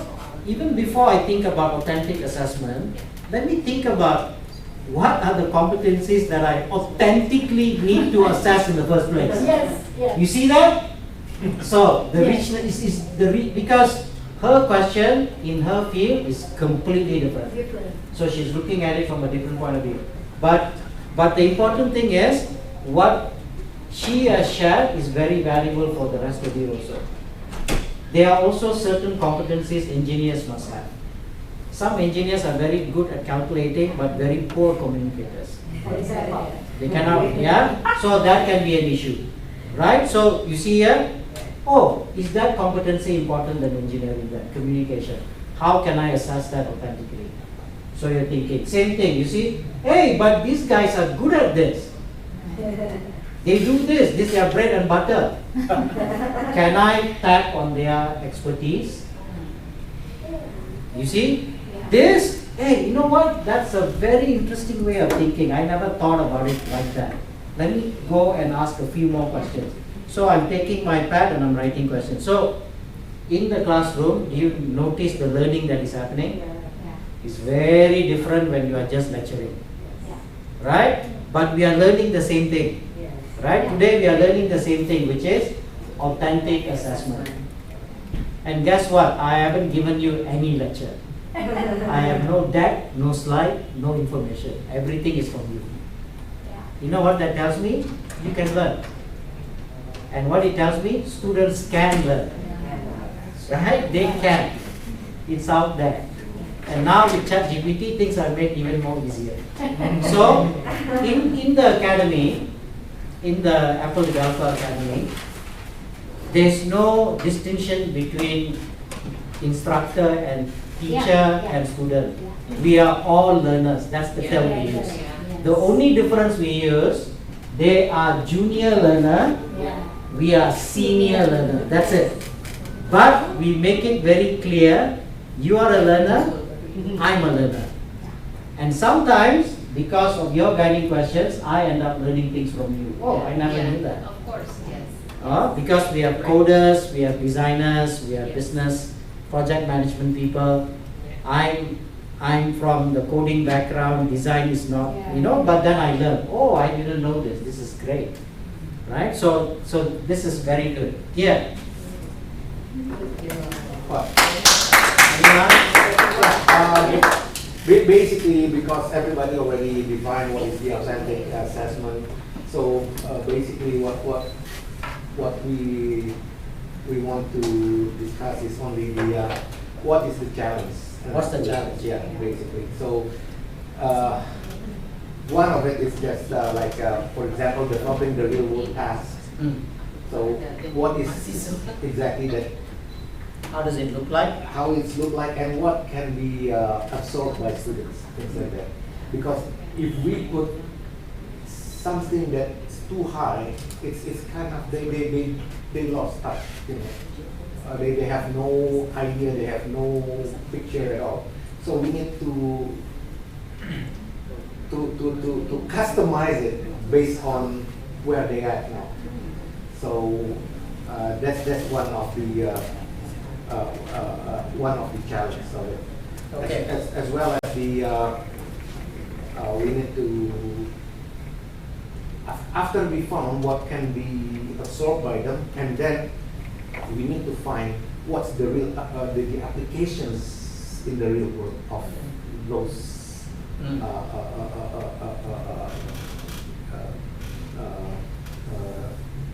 of this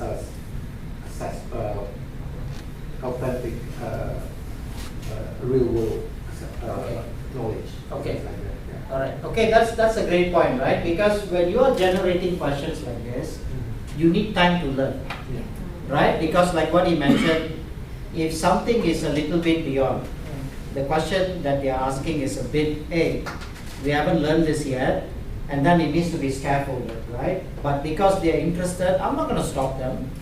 If you are capable of handling the equations, doing the work, then it's okay. I am not going to stop you, right? Because the student is engaged. Yes. Right? But again, then I need to scaffold. So that's a very good question, because then the question we need to ask is, what do we use our time? How best to use our time productively when we are facing students face to face? To me, sayang, if I have a class for 2 hours and I use the class just to mark their work.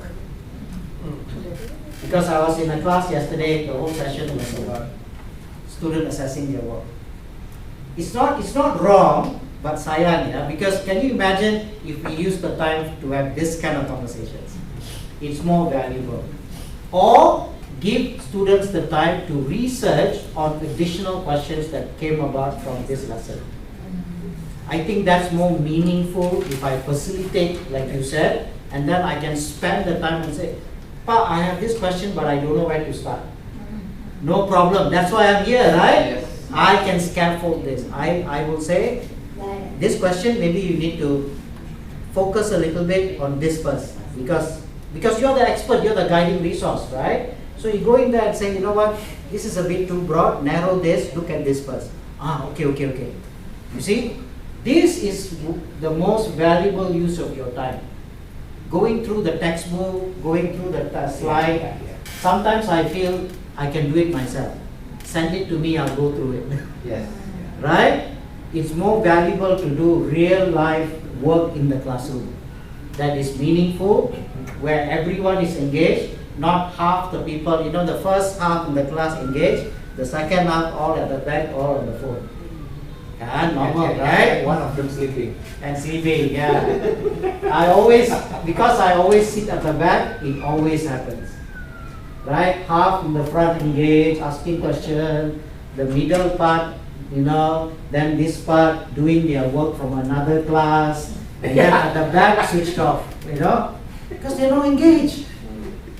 It's a waste of my time, that's how I feel. Waste of my time, waste of my expertise. But sometimes we cannot blame the students 100%. I think it's also how we plan our lesson.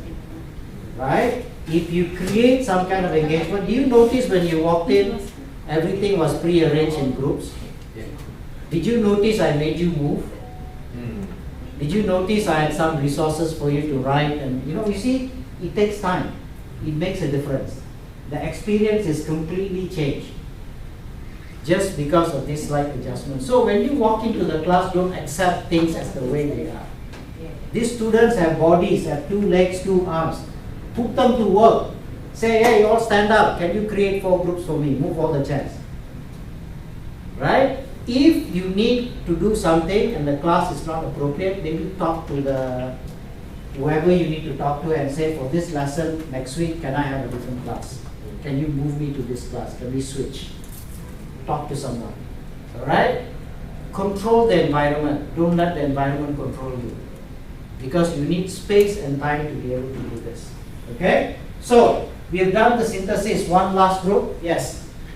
Okay, thank you, Arnold. So, everyone has said about good things about the authentic assessment. So, in Faculty of Business, we really could use that as well. But it's very good because it gives students a real world example that will be relevant, give them a deep learning, but there are some things that we highlight about the authentic assessment. First, designing and implementing, like you said, the authentic assessment is very time consuming and need resources. So for example, if you want to do it or make it by ourselves from scratch, it's going to need lots of time. Correct. If you want to buy the one that ready, for example, like the cases from Harvard Business Review, it's going to be very expensive to buy the license and etc. And that's the first thing. The second one will be the matter of the grading. So we believe that the subjectivity will be more compared to the traditional assessment. So if we cannot provide the appropriate rubrics, that's going to be another issue as well. Okay, all right. So this team has looked at the constraints, which are very valid, right? These are very valid constraints. It's time consuming, resources, right? So again, when we do a synthesis like this, all this will come up. Imagine this is one activity. If I were to combine all of you in one group, the richness of the questions and the finding are all valid across the board, right? So this is where learning becomes alive, right? There's a lot of these things. How do we manage this then, right? So we have all the guiding questions. We've done the synthesis. Okay. Now we need to create what we call solution concepts. All right. We need to create a solution. I mean, thinking of the constraints, thinking of the findings where we had, we need to create a solution. Whenever we think about solution, how many solutions do you usually think about? This is back to UDL, yeah. So lots of types of solutions, or probably like not like an opportunity, like more to opportunity and also something that the students can express, can do actually to provide. Okay. A solution is not a solution unless it can be tested and you get some feedback. Right? In the real world, it's like that. Unless you are able to create a solution that is testable, right, and you can get actual feedback, then it's not a solution. So the tendency to a lot of learners is, when you ask them to write, they will write and they say finish. Solution done. You know, answer this question. This is the answer, done, finish, pass. That's the concept of solution they have to define. Because the assessment has always been like that. Test. 10 question, answer, 8 out of 10. Yay, pass, high five, finish. Right, solution done. Did you understand? No, not really. It's okay, it doesn't matter. The point is I got 8 out of 10, right? So this is where we need to change, right? Yeah. Keeping in mind the constraints there. So now the solution needs to address these things, right? It needs to address. It has to be authentic. It has to be real world. It has to engage in learning, some sort of learning. So we are thinking through this. Is it time consuming? Yes. Does all lesson have to be like this? No. Then we will die. All right. But should all lessons be just regular lessons? Also no. Then learning doesn't happen. So it's about the balance. So there's a lot of constraints we need to figure out. Personnel, time, administrative work. So we do what we can, right? So solution concept needs to be. So whenever I tell them do solutions, okay, I'll just jump here. So we are in the act phase now, yeah. Let's say we finished the investigation. So usually investigation, what happens is you generate a question, more questions will come, right? More questions will come, and then you need to write more questions, answer more questions, so it's iterative. And you find new findings. Whoa! And then you will keep, now we don't keep the cycle going for forever. Depending on the time constraint, we'll say, okay, let's stop here. What does our synthesis show at this time? Let's create. So the quicker you can get to a solution concept, it's better. So usually what I do is, now remember the original, which was create an authentic assessment, right? So now the solution. Usually I do give them this T-idea template, maybe a solution. Some of you are probably familiar with this. Just write or draw your solution. So because we don't want detail, it doesn't have to be detailed. You're just thinking about 3 solution concepts, right? So I'll just tell them, draw your solution, your prototype, describe your solution. So what are you visioning your assessment to look like, right? So it looks something like this. So I tell them like this, create 3 solution concepts, not 1, not 2, but 3. I want 3. This is to build an habit that your first idea is not always the greatest ideas, right? And I think it is so embedded, this bias, that sometimes we don't do enough research. The first thing we see, we get, right? The temptation. The first solution we see must be the solution. Of course, it looks like a solution because we are all constrained by our own biases, right? Here, in the richness of these conversations, you see that there are many ways to look at things. Suddenly, your biases come down. So, you may or may not use this. I always tell them 3 types of solutions. Immediate scenario, based on current conditions. Consider existing resources, constraints, and the most feasible steps to. So this is what your first solution is. Look, this is all I got. This is the best I can do. That's the first solution. Second solution, pivot scenario. Imagine number 1 cannot do. What's your second option? And the third one, I call it wildcard scenario. Ambitious solution, no limitations. SU will give you any money you need. What would you do? You always need to have a wildcard. The most innovative, the most high impact approach. HBR case studies, if I can get my hands on that, whoo, it would be fantastic. Right? So you have 3 solutions. Right? Then, all solution scenarios must be realistic, actionable, and can be proposed. So, if not, then you need to remove. It must be actionable, means it can be realistic, and you can also test it. You can actually show it to someone and say, this is how it looks like, what's your feedback? What would you say to this? Right? Asking, and who's your stakeholders? Yeah. Students, alumni, these are your stakeholders. Hey, maybe a student that graduated, hey, if I were to give you an assessment like this, just a quick look, what would you say? Oh, this looks much better than the one I took you gave me last time. Oh, okay, thank you, all right.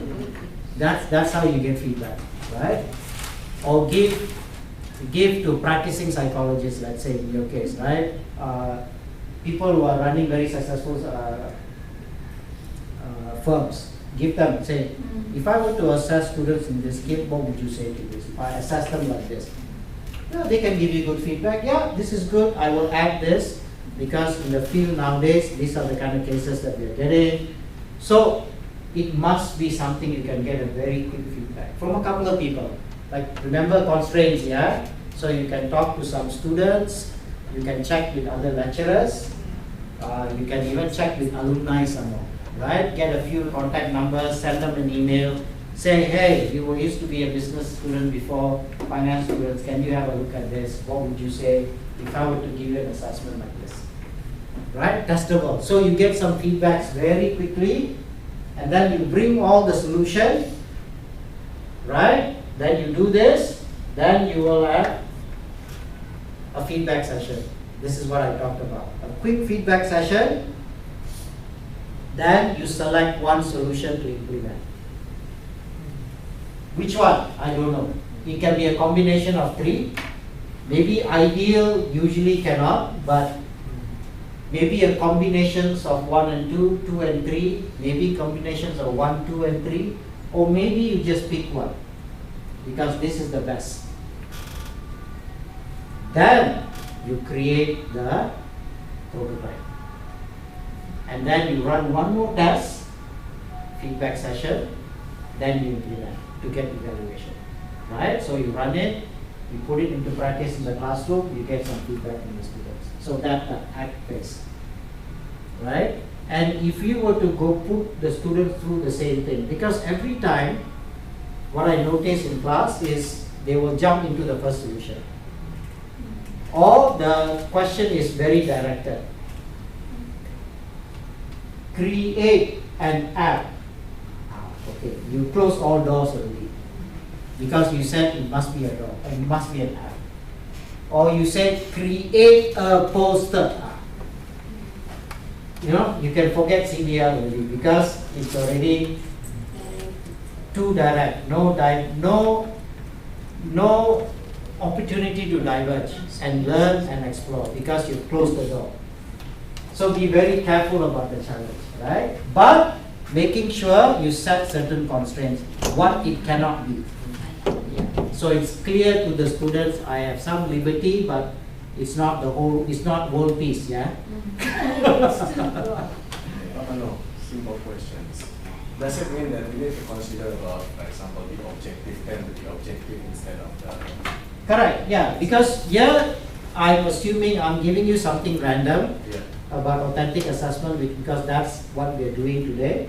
But in your case, you have a syllabus, you have a topic, and the challenge should be related to that. Right? It's just taking that topic and turning it into a challenge. And again, like what that group was sharing, you may not have the time to be able to do this all the time. But you can select certain topics that are conducive to this. Right? Even in engineering, you cannot do this all the time. Challenge, make a bridge. Doesn't make sense, right? What bridge? Right? It doesn't make sense. But there may be opportunities for you to like give them a challenge that it can be challenged to learn something, like challenge to, you know, challenge to build me a house. They can build a prototype, right? They can build the prototype, do the calculation, show what the beam strength should be according to how many levels, how many stories of a house you're building. So there are ways they can demonstrate their skills, right? I can build a house, I can build a bridge, I can build a skyscraper, it's up to you. What I want to know is, can you calculate the load factors accurately? Let's say I'm just throwing things out. That's the learning. You want to build a skyscraper, go for it. You want to stay up all night and calculate, it's up to you. But all I need is a building. Design a building with the appropriate load. You know what? That involves all the mathematics, everything they need to know, calculus, whatever they need to know to be able to finish this class. And in between, I'm like, hey, I'm the resource, let me teach you the mathematics of this. Then the scenario in the class changes. It's like me, last time I said, design a game for the fair to collect money for a charity. Wow, design game, wow, very excited. But then I said, you know, if your game is too difficult, nobody wants to play. If your game is too easy, you will lose money. Then you cannot get money for charity. Then they looked at me, they said, then how? I said, I have a solution, but you need to learn probability. I said, why? They said, it's like casino, right? Casino, the house always wins majority of the time. If not, how will they make money? Exactly. Oh, they say casino. Oh yeah, so you right now need to behave like a casino. You need to design a game that is fun enough, but can make money for the charity. You cannot, your probability of winning needs to be higher. But guess what? They don't know how to calculate probability, right? That's why I come in, math teacher. Let me teach you how to do it. So they are learning probability to complete a challenge, the game. Guess what? when I gave them a test, obviously it's a school, at the end of the month you have a test, probability test, everyone scored more than 90%. It's not because I was brilliant, because they were engaged in learning, because they had a purpose to accomplish. They were not thinking about my lesson, they were thinking about their game. Yeah, they all want to open a casino. Exactly. You see how I flipped that? It's not about probability anymore. And then what did they learn? Mathematics is useful for life, real things. A lot of things you do in life actually involves mathematics. You want to borrow money, it involves math. You want to buy a car, it involves math. Everything involves math. Right? You check your vitals, your health, metrics are all mathematics, right? Yeah, exactly. So that's what they need to realize. It's not about the mathematics, it's about life. So this is where authenticity comes in, right? So, okay, I'll stop here. So then the one solution, and then you take it to the, so this is what you did, right? We did this, we synthesized, we have a solution concept, then we picked one, we tested it, and then we evaluate, then we come up with a prototype, do one more round of test or feedback if you have time, you refine that prototype, and then you do it. That's it. So this is the CBL cycle, right? Anything can be CBL, right? I even use it in my own life. Like when I have to make a decision, I CBL it. Exactly, I just say CBL myself. Alright, what's the challenge? The challenge is this. Then I'll come up with the solution concepts, prototype, and then I get feedback. But sometimes it doesn't have to happen like this. It happens in my mind very quickly, right? Okay, I need to get resource, let me talk to my wife, I need to call this friend, I need to call that friend, then get some feedback, then make a decision. You see, so it happens all the time. It's just, so, and then it's done, so we didn't get to finish. So once we finish, either we take them through closure, we close, hey, we successfully completed this challenge, or they need to be another iteration, especially in a bigger topic that has a lot of subtopics, then it becomes an iteration, right? Or it generates new big idea. Now that I've done this, now I'm very curious about that, right? So sometimes in subject that doesn't have to be like in school, especially, it's much easier to do, where I don't have to follow order. I will ask the students, what's the next big idea you want to explore? So I let them pick. Yes, 5, pick. Which one leads? Oh, you know what? Then they'll say, since we did this, we are now very curious about that topic. Shall we do that? Okay, let's do that. Right? So we explore new big ideas. Okay? So everything is an idea. Everything can be turned into a challenge. And to make the learning more authentic, and the assessment also naturally becomes more authentic. Okay? So just let's have a very quick reflection before we close up. So how did you feel about the whole activity? Just maybe everyone will go around one word, just in one word. I'll give you 30 seconds to think. Replicate. For me, challenging. Challenging, okay? One word. Challenge. Reflection, okay. Application. Inspiring. New, alright. Modification. Insightful. Real world, okay, alright. Thank you, everyone. Okay? So, for the resources, right, this, I did not create this guide. There are some personal things in there. Go to, just search on in Google, CBL Apple CBL. CBL Apple, okay. Apple CBL. It will take you to an Apple website. and all the resources are there. The deck even is there. You can download every day, and you can utilize it, right? And then you can modify it like what I did just now. You can take off slides that you don't need, just use the ones you need. Okay? Yeah, CDL Apple. Okay? Okay. So you will see all the deck for engage, investigate, act. You can download it for students and for yourself, and you can run it. So it's quite useful. And in the meantime, if you have any questions, you can always reach out to me if you have any questions regarding CDL. Right? I'm happy, more than happy to help. Okay, all right. Let's give applause to Pak Mano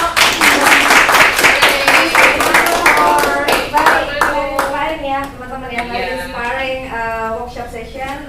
The challenge-based education is totally new for myself, and I hope that Bapak Ibu can complete the challenge ya. I mean ya, to implement the authentic assessment in your course ya Bapak Ibu. So before we end the workshop, I would like to invite you to take a picture together Bapak Ibu.